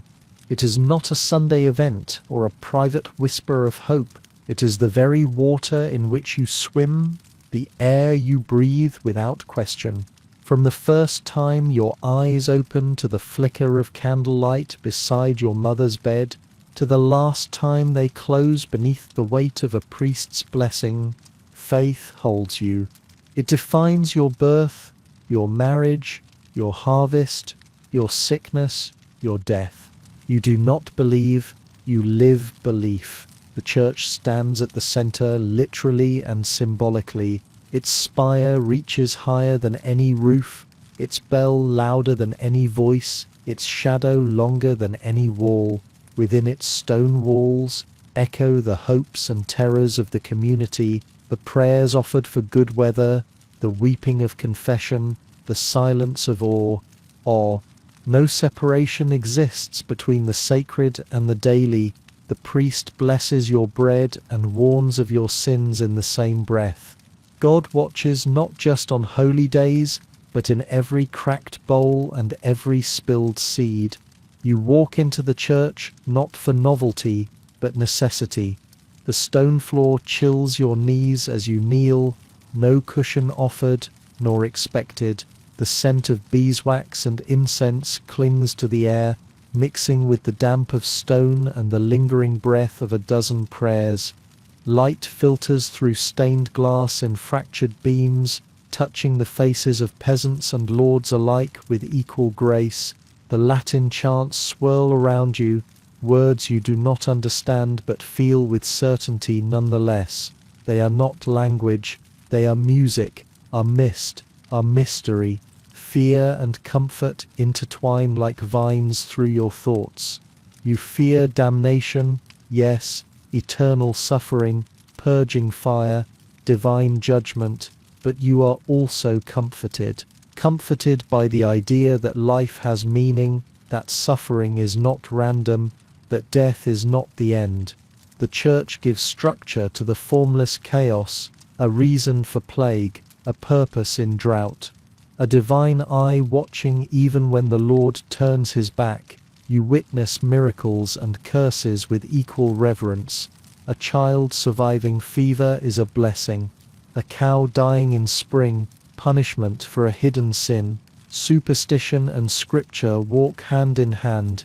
You whisper charms alongside your Hail Marys. You carry a piece of saintly bone and a pouch of dried herbs sown by your grandmother. Both protect, both matter. The holy and the humble hold equal power in your world. Relics are kept behind iron bars, bones, cloth, wood touched by the divine. You wait in line to glimpse them. You kneel, you weep, you believe, because to not believe would be to untether yourself from the only map that makes sense of your days. Pilgrims come from other towns, other countries, limping toward hope, their feet blistered, their eyes bright with desperation and devotion. You offer them bread, a blessing, perhaps a story of the last time the relic saved your neighbor's son. Saints become your companions. You call upon them like old friends, Saint Christopher for safe travel, Saint Brigid for childbirth, Saint Roch when illness spreads like smoke through the village. Each saint holds a piece of heaven close enough to touch.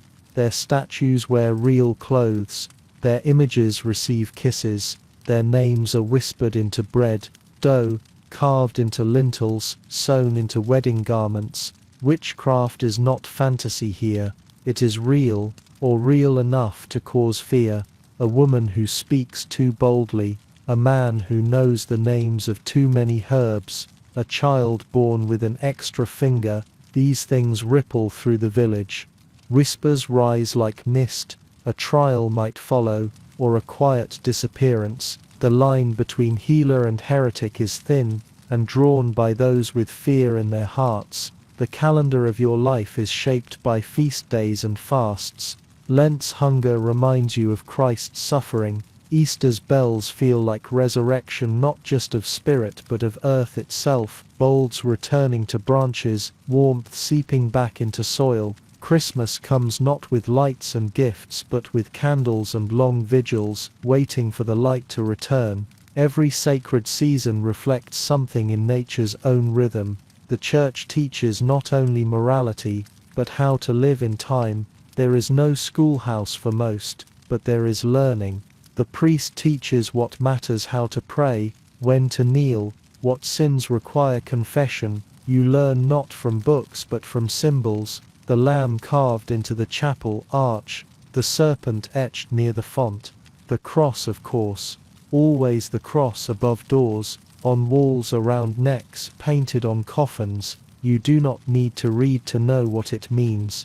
The supernatural is not elsewhere, it is here, always. Angels may walk the roads disguised as beggars, demons might whisper in dreams, ghosts of the unshriven might pass your door at midnight. The invisible world is not separate from the visible, it overlaps, it breathes with you. Your dreams carry meaning, your nightmares are warnings.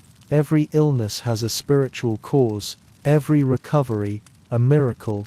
The priest is not merely a preacher, he is a mediator between you and the mysteries. He blesses your crops, your newborns, your coffins. He tells you what dreams mean, which sins to confess, which actions might doom your soul. His power is spiritual, yes, but it is also political, social, economic. His word can lift or condemn, and still, he kneels before the same altar, confesses the same sins, hungers for the same absolution. Sometimes the line between sacred and scared blurs. The storm that shakes the chapel roof feels like God's anger, the stillness before dawn, like divine presence. Faith is not gentle, it is full of thunder, it demands, it comforts, it shapes your spine and your sleep. You believe not because you are told to, but because it is impossible to live here without belief. To live without faith would be to live without gravity, and yet, it is not only obedience, there is joy, too. There are hymns sung while harvesting, prayers whispered into babies' ears, blessings shared over bread. There are moments when your chest swells with something too large to name, hope, perhaps, or grace, or simply the sense that life is more than what it appears, that something watches, something cares, something endures. The boundary between religion and superstition, between truth and tradition, blurs in practice. You light candles not just for saints, but for lost loves. You sprinkle holy water on a child's cradle, and also on the garden fence to ward off pests. You mutter both Latin and the old tongue in the same breath. You cross yourself before you eat, and also before walking through fog. You learn that faith is not certainty, it is survival. In the dark, in the cold, in the silence. After the plague cart passes, faith remains.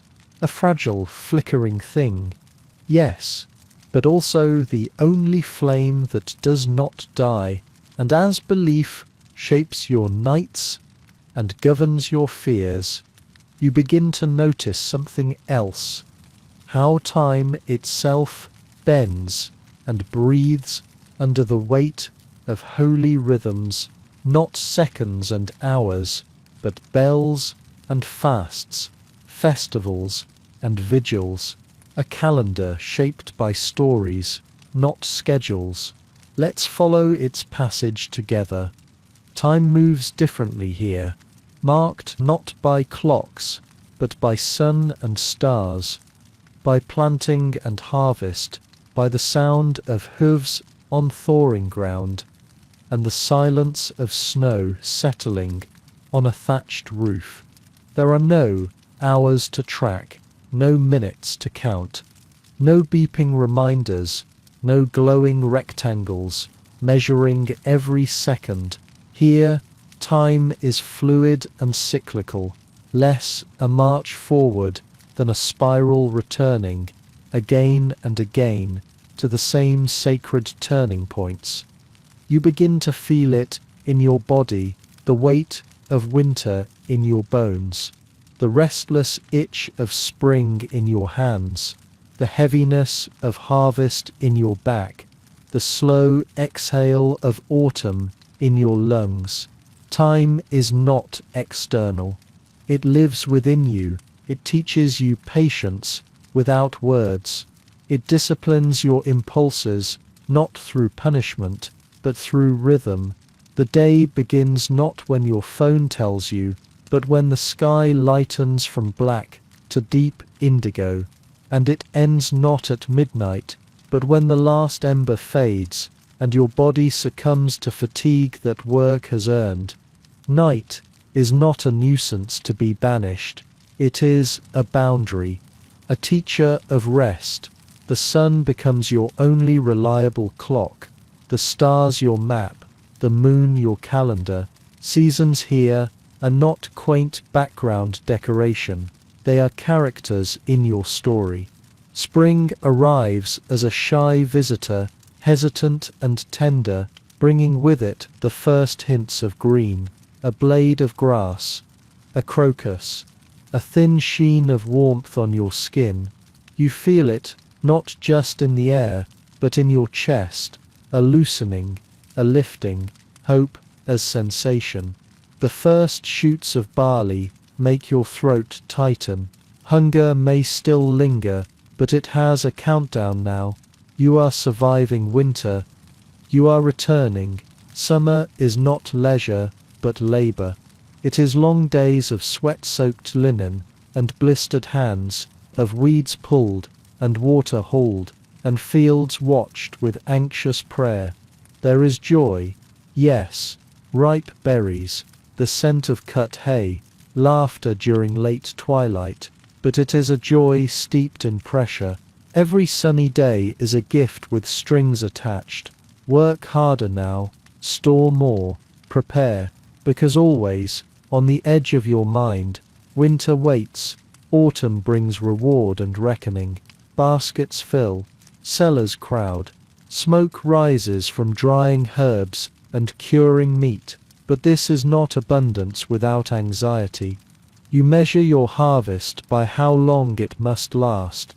You weigh your joy in apples against the months ahead. Gratitude is never simple. It arrives wrapped in calculation, in prayer, in ancient fears, whispered around the fire. And then, winter. Winter is not just cold, it is a siege, a test of your planning, your storage, your resilience. The days shorten until light becomes a precious commodity. The sun arcs low, its warmth fleeting. The fire becomes your most intimate companion, tended with vigilance, guarded like a heartbeat. You wear all you own. You eat what you preserved. You wait, not idly, but watchfully. Patience here becomes more than a virtue. It becomes survival. Nothing happens quickly. A field takes seasons to yield. A sickness takes days to pass or worsen.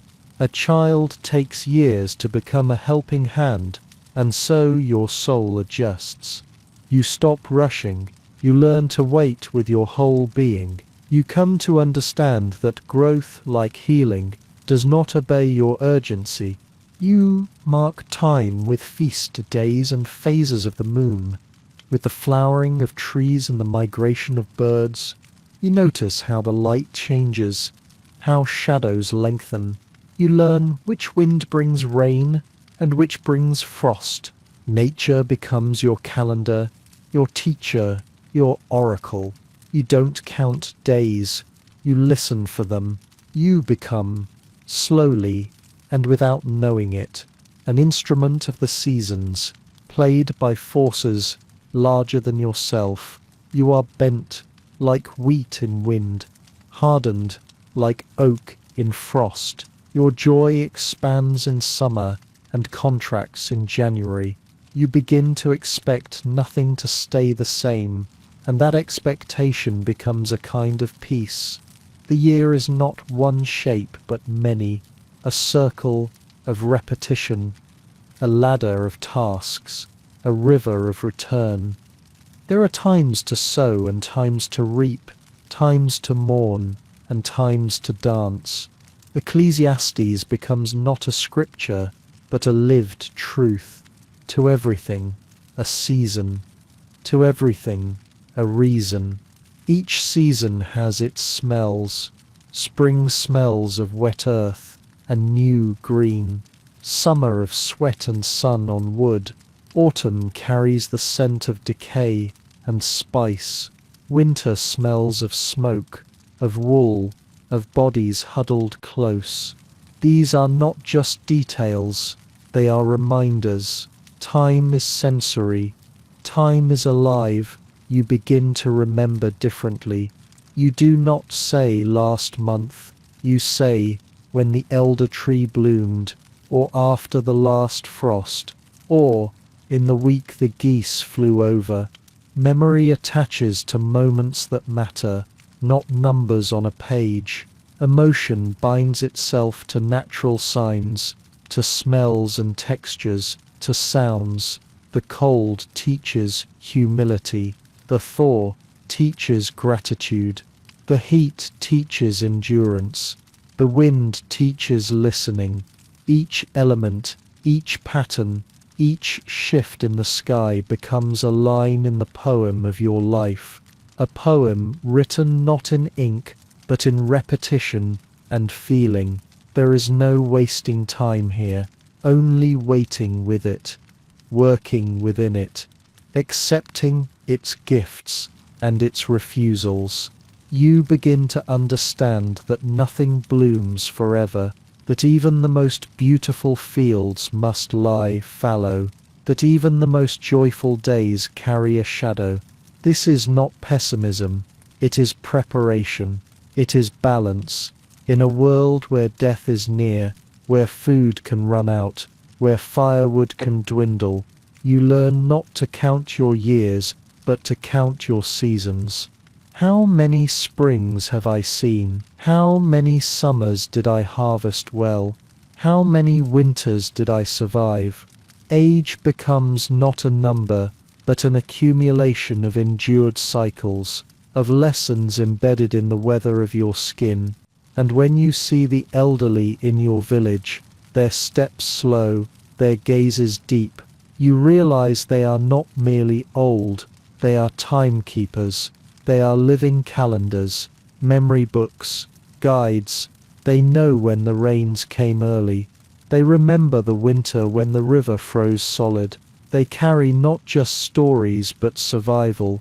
You find that time does not belong to you, you belong to it. You are folded into it, like cloth into a chest, and somehow, in surrendering your control over it, you find peace. You let go of constant measurement. You release your fear of delay. You begin to trust the slow, powerful turning of the earth beneath you.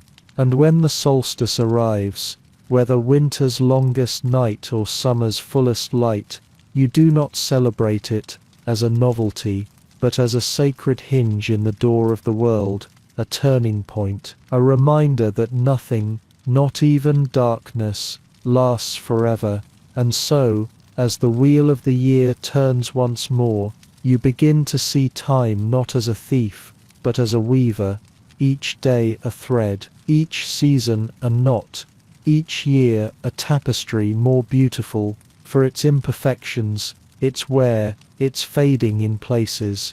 And in that pattern, something quiet and beautiful whispers, "This is what it means to be alive."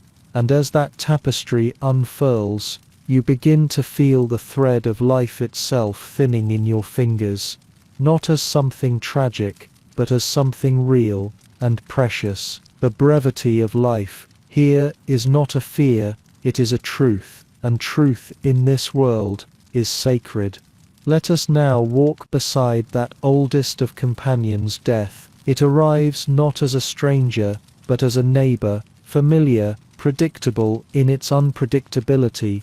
In the medieval world, death is not hidden behind white curtains or confined to hospital corridors. It walks openly, brushing shoulders with life, standing quietly in fields, slipping silently into homes. You do not wonder if it will come, only when, and how, and whether you will be ready. You grow up knowing it. The way children today know cartoons or holidays, medieval children know funerals and farewells. They help dig graves, they learn the smell of sickness, they memorize prayers for the dying before they memorize their own names. Death is not taboo, it is taught. Birth is fragile. A mother clutches her newborn, not with certainty, but with cautious hope. Many do not live to see the next full moon, and so baptism comes fast, sometimes within hours, not for ceremony, but for salvation, a spiritual shield, just in case. Infants are swaddled, not just in linen, but in prayers. You stop counting years and start counting seasons. A 30-year-old carries the weight of 50 in your modern eyes, wrinkled hands, missing teeth, a lifetime of cold winters and calloused work.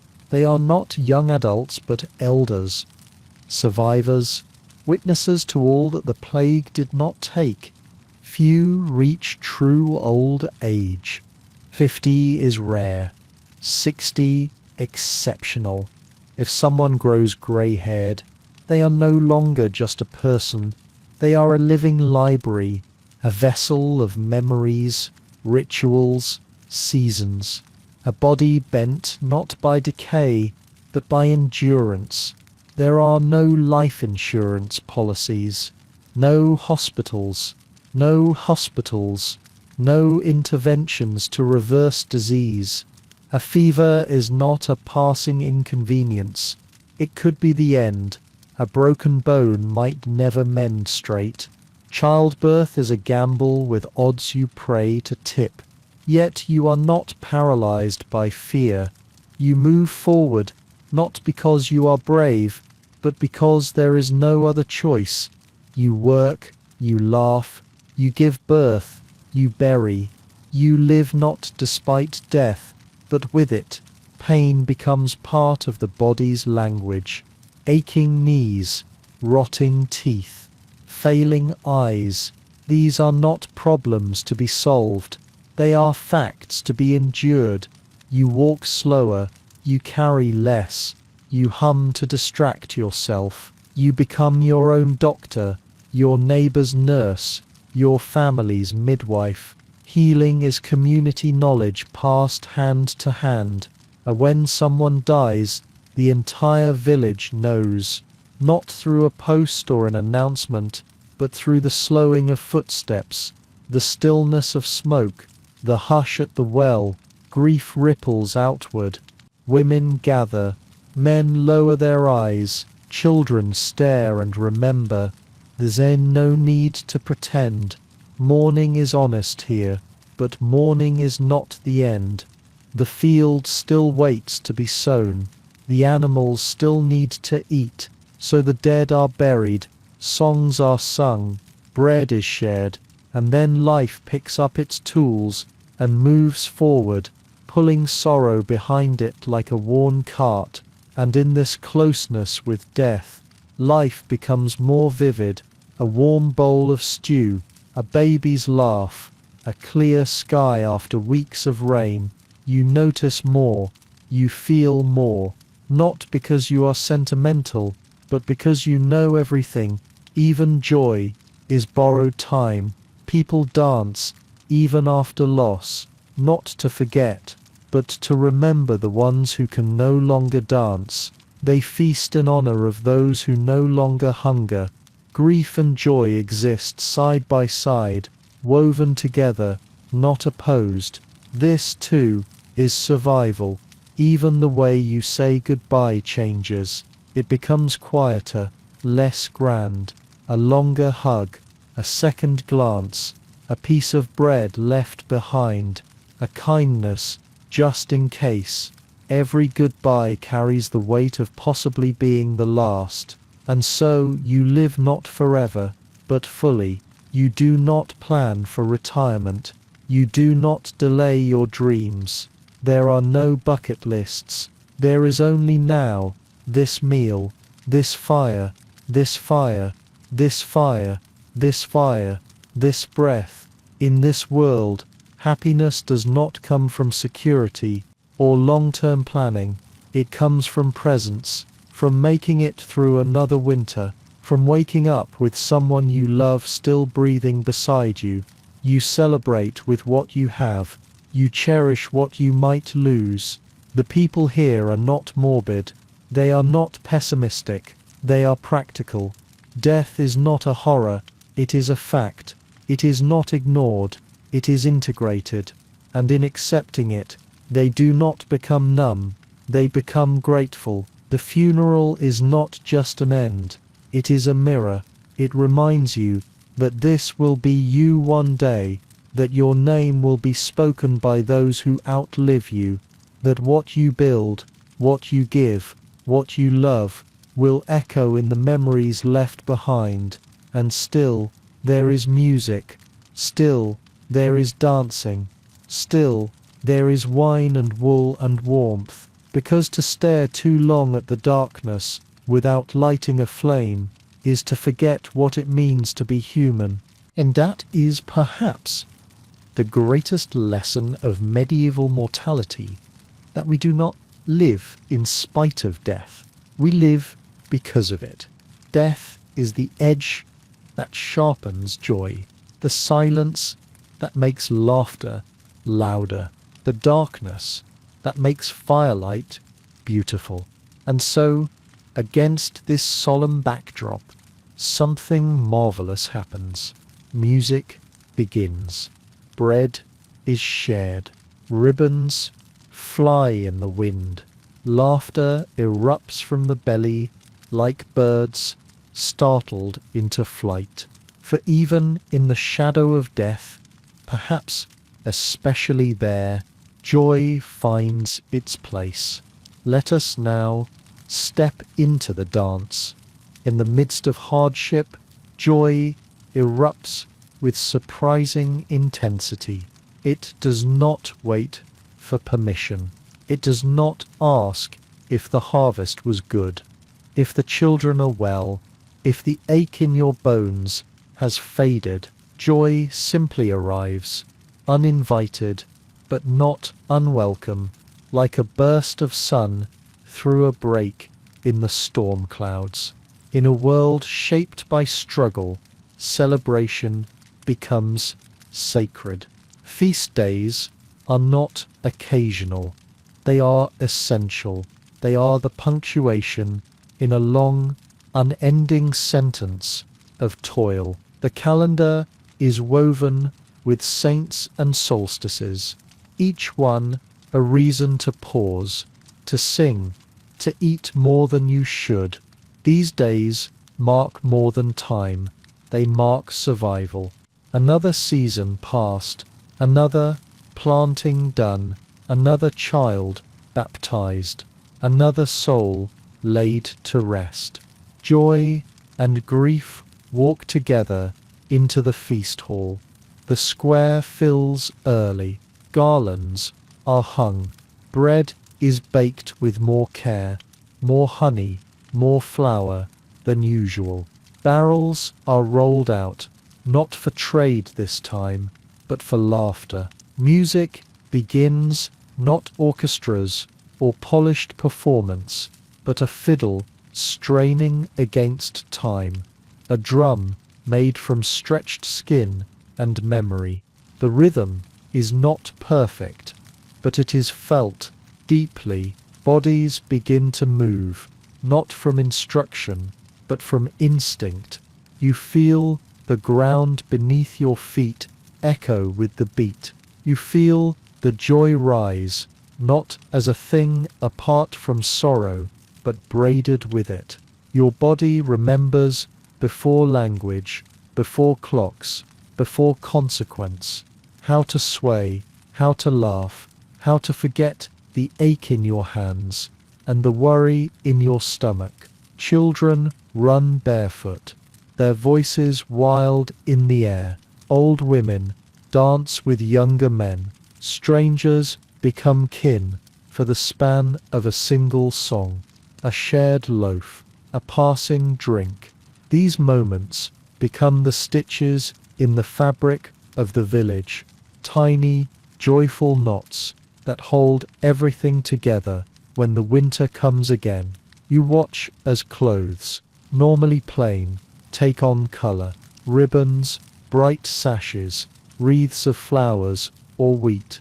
The same woman who tends her garden in silence now laughs with her head tilted to the sky. The man whose back is always bent stands straight in dance. Everyone becomes a version of themselves that the ordinary days do not permit. There is food, rich and spiced. Things kept in storage for too long, now brought out with pride. Pisces with berries, stews with more meat than usual. A pal poured freely. The scent of roasting hangs in the air like a promise. This is not excess, it is release. You do not know when you will eat this well again. That is what makes it taste so good. The stories begin as the sun starts to sink. Someone brings a drum, someone else a tale. Laughter ripples like wind in grain. You hear about saints who cured cows, about girls who danced so well they married into nobility, about witches caught by the shape of their shadows, about knights who forgot their swords but remembered to sing. Truth blurs into legend. No one minds. The stories are not for accuracy, they are for belonging. You see how joy is not just emotion, it is architecture, a structure built into the year. These moments are necessary because they hold the rest together. You endure winter because you remember this night. You plant in cold soil because you know this warmth will come again. You live through loss because you've tasted laughter. Pleasure is not constant, it is fleeting, but that's what makes it precious. A shared kiss behind the hayloft, a secret apple stolen from the feast table, a flower tucked into your sleeve, a song hummed into your bowl of soup. These moments do not last, but they return like comets, brilliant, brief, unforgettable. The church bells may call you to prayer, but it is music that calls you to life. Not polished performance, but raw handmade sound. Reed pipes, dulcimers, fiddles and drums, hands clapping, feet stomping, voices rising not in harmony, but in hunger for joy. These are not trained singers. These are people who sing because they must. The body remembers what the mind forgets, how to move, how to let go, how to find freedom in repetition. You spin until the sky tilts, until the laughter rises unbidden from your chest, until the ache in your feet feels like proof that you were here, that you lived, that you took part in the miracle of joy. And the celebrations do not erase the hardship. They do not pretend the pain is gone, but for one day, one night, they make space around it. They offer a room inside the body where sorrow cannot enter. Not yet, not while the fire's burning, not while the drum is beating. Even the poor have their pleasures, especially the poor. A wild strawberry, a cup of cider, a carved token from a lover, a hand resting on your back during a song. The joy is not in the thing, it is in the sharing of it, the knowing that someone thought of you, reached toward you, wanted you to taste sweetness. The feast becomes a mirror of the village itself, everyone visible, everyone part of the pattern. The lord may have more, the beggar less, but for one day they both wear colour, they both lift their heads, they both listen to the same song. The fire is lit, not just for warmth, but for gathering. Its light draws bodies close. It flickers across faces both beloved and unfamiliar. Secrets are exchanged. Eyes meet. Promises made. Laughter spills. You sit shoulder to shoulder with people you spend your life beside but rarely see so clearly.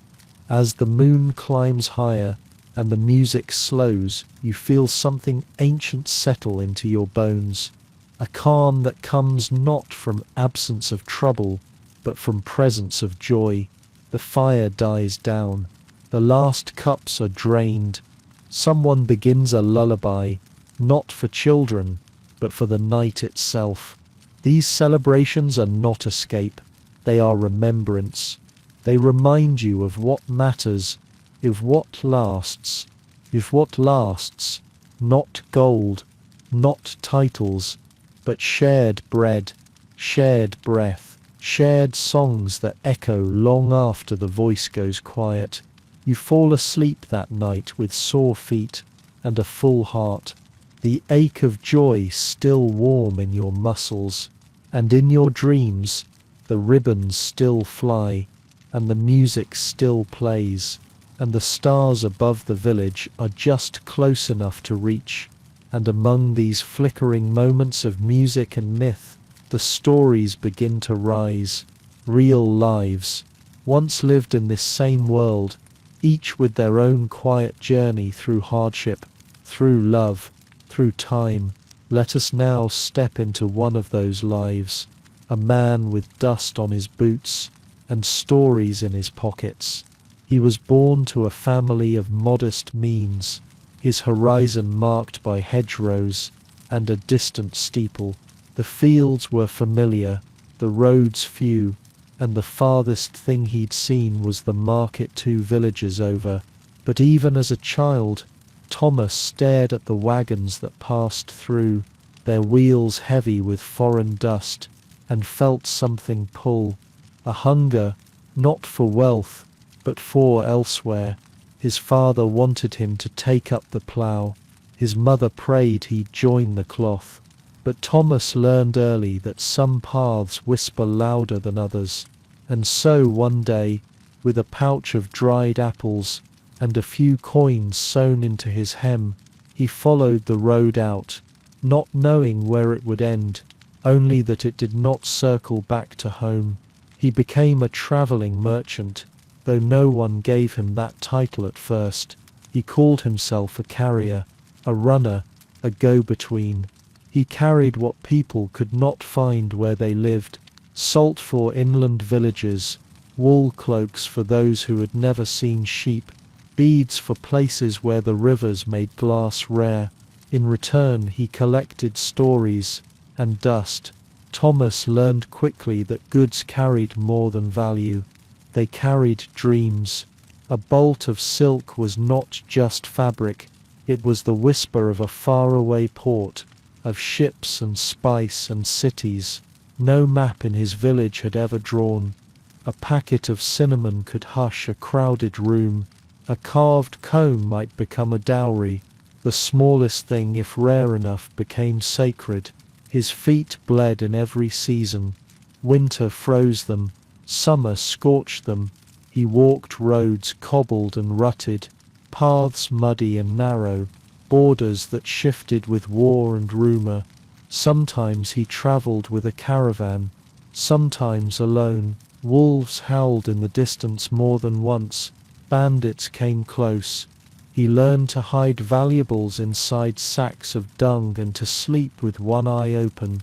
But for every danger there was wonder, a sunrise over a misted valley in Bohemia, the clamour of bells in a city whose name he couldn't pronounce, a cup of wine shared with strangers who spoke with their hands, a child who gave him a flower instead of payment.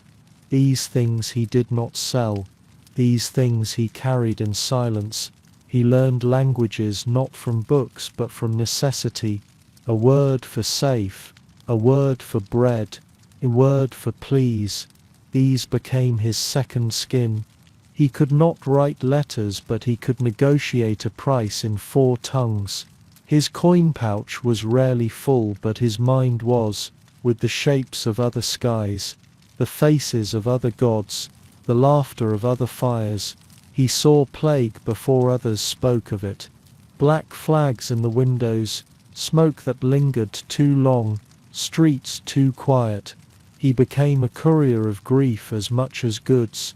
"Don't go east," he would say. Or the fevers reached Bruges. People listened, not because he was a scholar, but because he had seen. He was a living newspaper passing tragedy from one town to the next.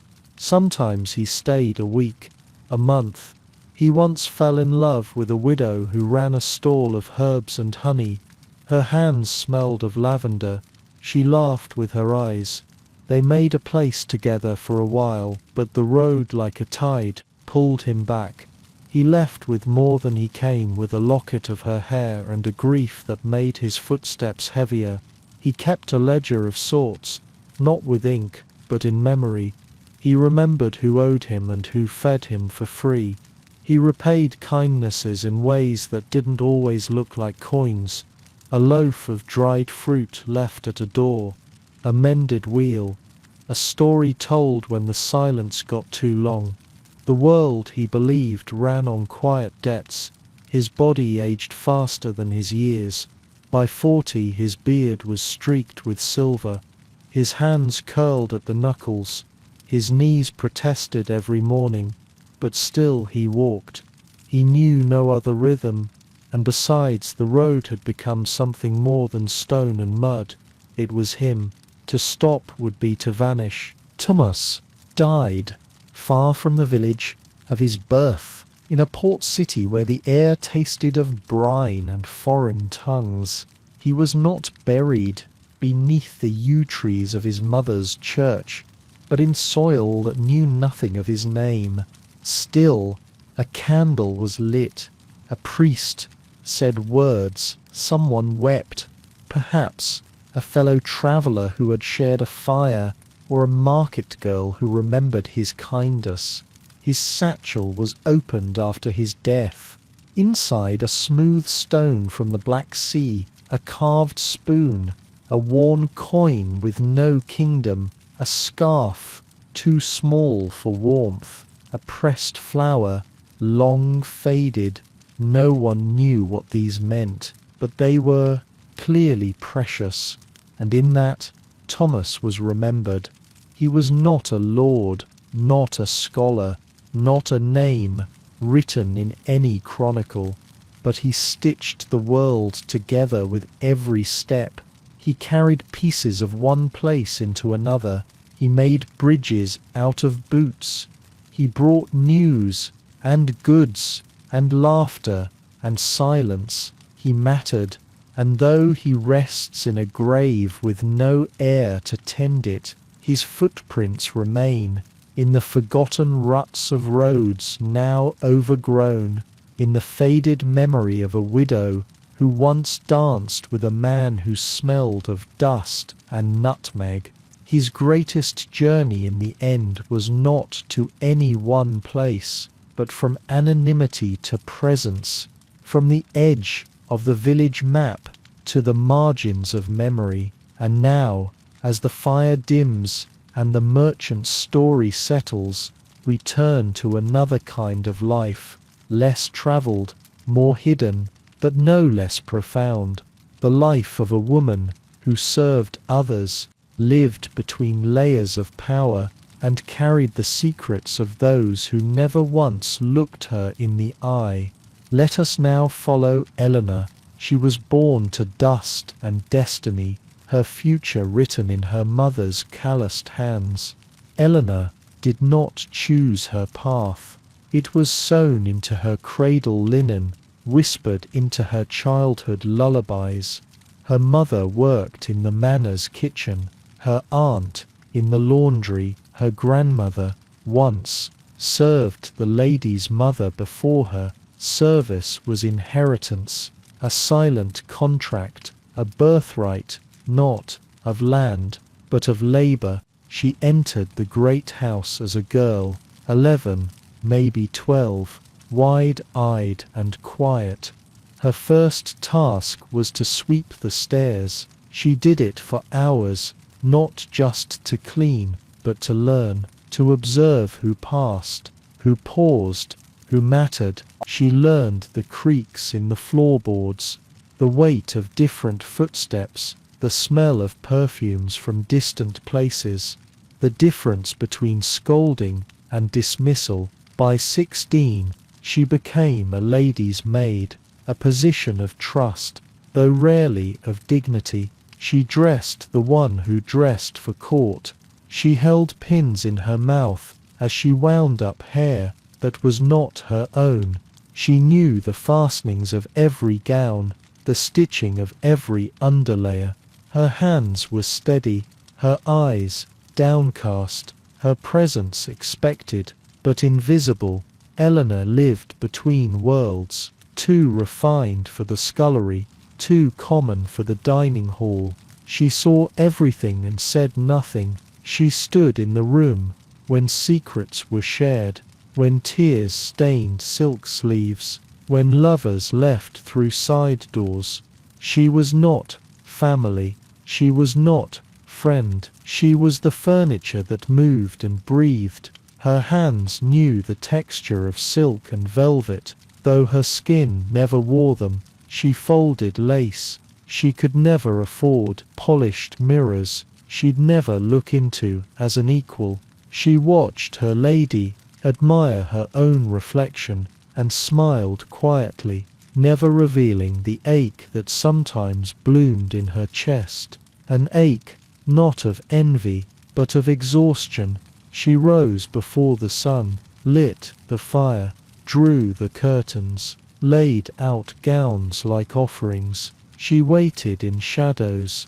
She walked behind, always one pace back. She carried messages between the upstairs and the world, between the lady and her longing, between one set of rules and another entirely. She learned to carry more than clothing. She carried moods, anticipated needs, softened tempers, managed embarrassment. She carried secrets too, affairs, illnesses, scandals that could shatter a family name. She learned to look without looking, to listen without reacting, to forget what must never be remembered.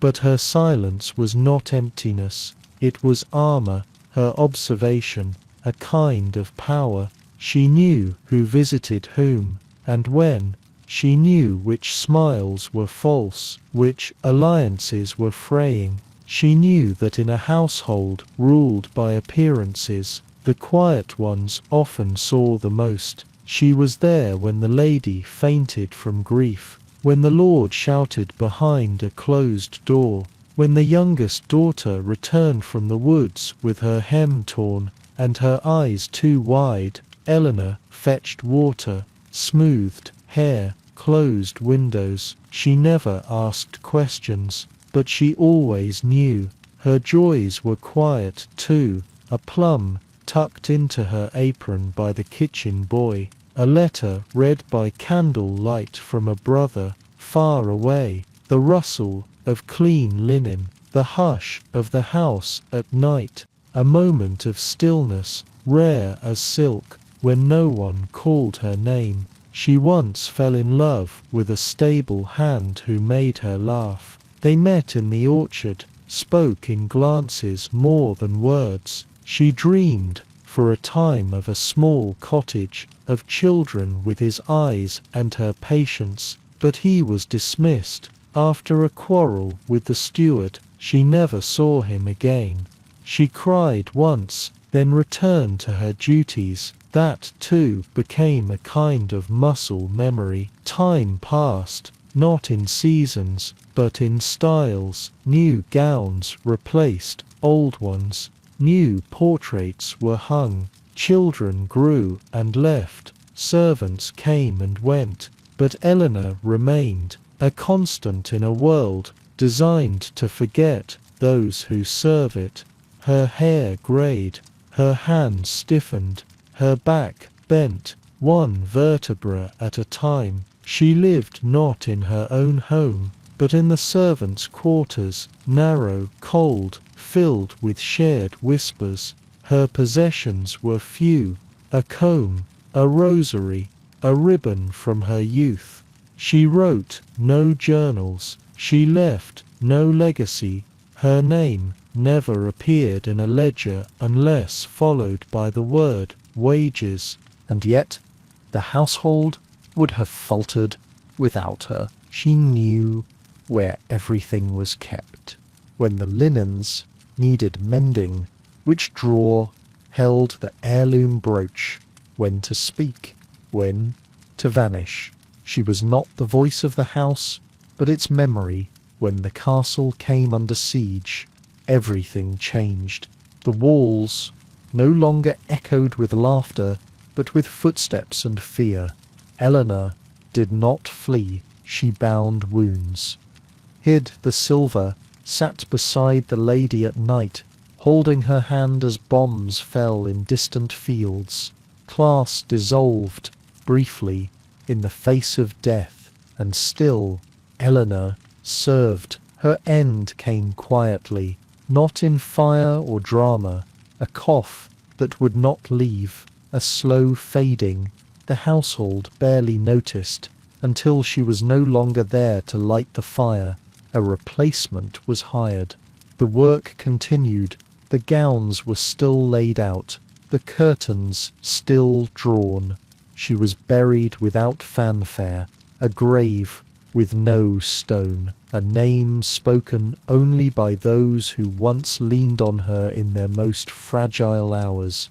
She left behind no children, no diary, no portrait, but she had held the lives of others in her care, like fragile things cupped in steady hands, and that, too, is history, not the loud kind, not the crowned or chronicled, but the kind that holds the world upright, the kind that smooths the linens, closes the doors, carries the weight without asking for applause. And now, from the hush of corridors and the soft strength of unseen hands, we enter another world entirely, quiet, too, but different, a world of ink and scripture and silence, so deep you can hear the turning of a single page.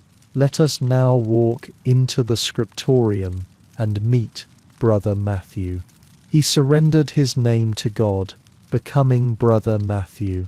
The world knew him no longer by the surname of his father, but by the silence he chose and the pages he filled. His voice became less about sound, more about ink, and his life, once full of motion, narrowed to a room, a habit, a desk, and a prayer. He entered the monastery as a boy, not out of ambition, but necessity, a second son, too many mouths, a quiet temperament, a family's hope for favour with heaven. The gate opened, he passed through, and the world, as he had known it, faded behind stone walls. The monastery was not a place of comfort, it was a place of order, of rhythm, of restraint. Days measured not by desire, but by bell. Wake, pray, eat, work, pray again, sleep, repeat. The world outside might turn with war, famine, celebration, but within these cloisters, time became still, sacred, structured like a psalm. Matthew's hands, soft at first, hardened into discipline. He was given quills, not tools, parchment, not ploughs. He did not sow wheat, but words, carefully, deliberately. Each letter a devotion, each sentence a small act of reverence. He copied scripture, sermons, saints' lives, not for fame, not for readers he would ever meet, but because preservation was salvation. The scriptorium where he worked was not grand. It was cold in winter, hot in summer. The light came through narrow windows, enough to see, not enough to comfort. Ink froze, fingers cracked, eyes strained, yet still he wrote, bent over the desk for hours, copying not just language, but legacy. The silence of the room was not empty, it had its own language. The soft rasp of the quill, the quiet sighs of tired monks, the creak of wooden stools, the rustle of vellum, these sounds became his world. They were the symphony of devotion. Brother Matthew knew the shape of every letter better than the faces of his brothers. He could feel when a line was wrong without seeing it. His eyes, trained to pass the tiniest stroke, began to fail him over the years. The margins blurred, the candlelight wavered. Still he worked, squinting through pain. To stop was unthinkable. The words were too sacred. He copied the same texts many times, each repetition a deepening, not a dulling. He knew the Psalms by heart. The prayers became the rhythm of his breath. Sometimes, as he wrote, tears fell not from sorrow, but from something gentler, the ache of beauty. A line perfectly formed, a phrase that echoed with truth. The strange intimacy of scribing thoughts penned centuries before, as if they had waited for him. His tools were humble, a knife to sharpen quills, a block of pumice to smooth the page, ink made from oak gulls and rusted iron, nothing fancy, everything earned. He measured his days in lines completed, his joy in pages without error. He rarely left the monastery walls, perhaps once a year, to collect parchment or pigment. The world beyond always struck him as loud, too bright, too fast. He returned each time with relief, breathing easier within the cloistered hush. He was not made for the bustle, he was made for margin notes. Illuminated manuscripts were rare luxuries. Sometimes a visiting patron would commission a holy book, offering gold for gilding, lapis for blues, vermilion for blood reds. Matthew assisted, but was never the artist. His gift was not in flourish, but in fidelity.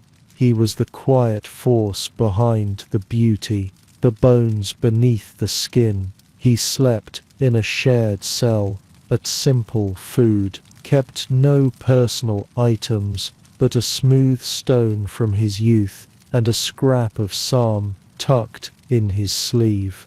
His joys were subtle, a warm fire, a letter from a nearby abbey, a candle that burned evenly, a day when his fingers did not shake. He did not speak often, but when he did, his words were measured, careful, like the lines he wrote. He had little interest in debate, but great interest in meaning. He did not seek answers as much as he sought depth. The difference mattered. Years passed. His spine curled like a question mark. His beard thinned. His writing grew smaller, tighter, more inward. He began to feel time in his wrists, in his breath, in the slow unrolling of each new page. He began to write more slowly, not from weakness, but from reverence. He knew by then what it meant to record something for someone you would never meet. He copied not just texts, but himself. His devotion etched into each character, his patience pressed into the parchment. His labor was anonymous. His life, a footnote, but what passed through his hands would endure, would outlive towers, and kings, and plagues. When he could no longer see clearly enough to write, he began assisting the younger scribes, guiding hands, correcting form, offering silence when they fumbled, so they might find steadiness again. He spoke less, but meant more. He had become the thing he had copied all his life. A vessel, his final manuscript, remained unfinished. A page, half done, ink pooled beside an uncapped well. His fingers had stilled in the middle of a line from Isaiah. The grass withers, the flower fades, but the word of our God will stand forever. That is where it ended. They buried him in the Abbey garden, a small wooden cross, no inscription, but inside the scriptorium, the manuscripts he touched remained. Some would travel to distant lands, some would rest on cathedral shelves, some would be lost to time, but all bore traces of him. Brother Matthew left no descendants, no wealth, no fame, but he left something rarer, a lineage of words, of thoughts preserved, of prayers kept alive. He was a guardian of meaning, a servant of ink, and in that quiet devotion he joined the long, slow current of history, not at its center, but beneath it, where the true foundations are laid. And now, as the ink dries and the candle dims, our journey begins to settle. You've walked through fields and feast days, followed merchants and midwives, listened through the silence of scribes. But before we return fully to rest, let us drift one last time into the space where dreams soften, where endings come gently, and the world of the past releases its hold. And now you drift back to your bed, crossing centuries with the ease of a closing eyelid. The fields fade, the stone walls dissolve, the candle guttering on Brother Matthew's desk becomes a quiet thought in your mind. The stories have all been told, for now the sounds of carts and chants and crackling hearths recede like waves at nightfall. The medieval world slips away, not abruptly, but like fog retreating into the trees. You do not leave it, it leaves you, gently, without resistance. Its textures remain in the corners of your thoughts, the scratch of wool, the scent of bread, the hush of chapel shadows. These things stay with you, not as facts but as feelings. You are no longer standing in a village square or kneeling on a church floor. You are here, in your room, your century, your skin, and yet something of them lingers. The softness, a reverence, a reminder. The rhythm of that world has quieted your own. You breathe slower now. Your limbs settle. Your thoughts no longer race forward, but turn inward toward stillness, toward peace. The world outside your window may hum with neon and noise, but in your mind, the bell of Vespers is still ringing, echoing across time. Perhaps we carry more of that world than we realize, in our longing for meaning, in our instinct to gather, in the way we light candles in times of grief, in how we kneel, not always in prayer, but in humility, in our wish to mark days with celebration, not just passing, we are not so far removed. After all, the stories change, the tools evolve, but the human heart remains tethered to rhythm, to ritual, to one another, the need to survive, to remember, to love, to wonder, that part never aged. And as your breathing slows, and the weight of history lifts from your shoulders, you begin to feel the tenderness of endings, not tragic, not abrupt, just complete. You remember the mother rising before dawn to bake, the merchant walking through strange cities with a satchel full of news, the maid carrying silk and secrets in equal measure, the scribe, his eyes failing, still tracing sacred lines, the fire-lit dances, the winter fasting, the rhythm of the plough, the way joy and grief held hands under the same roof. Their lives were hard, but not without beauty. Their days were brief, but not without meaning. Their deaths were quiet, but not forgotten, not while someone remembers. And tonight, that someone is you. The medieval world has been many things in your imagination, strange, harsh, distant, but now it is something else entirely known. Not as a textbook, but as a feeling, not as data, but as breath. There is no final fact here, no quiz, no summary, just a soft settling of story into sleep. Let it rest, let you rest. The flickering torch becomes your bedside lamp, the parchment, your pillow. The starlit fields become the quiet beneath your closed eyes, and the stories, they'll wait for you. They always do, because sleep, like history, is a returning, a remembering, a soft surrender. So let your muscles loosen, let your thoughts grow quiet, let your mind unclench its grip on this day. The candle of consciousness flickers, the breath slows, the dust settles, and now, sleep, the great equalizer of all human experience, welcomes you into its timeless embrace. Good night.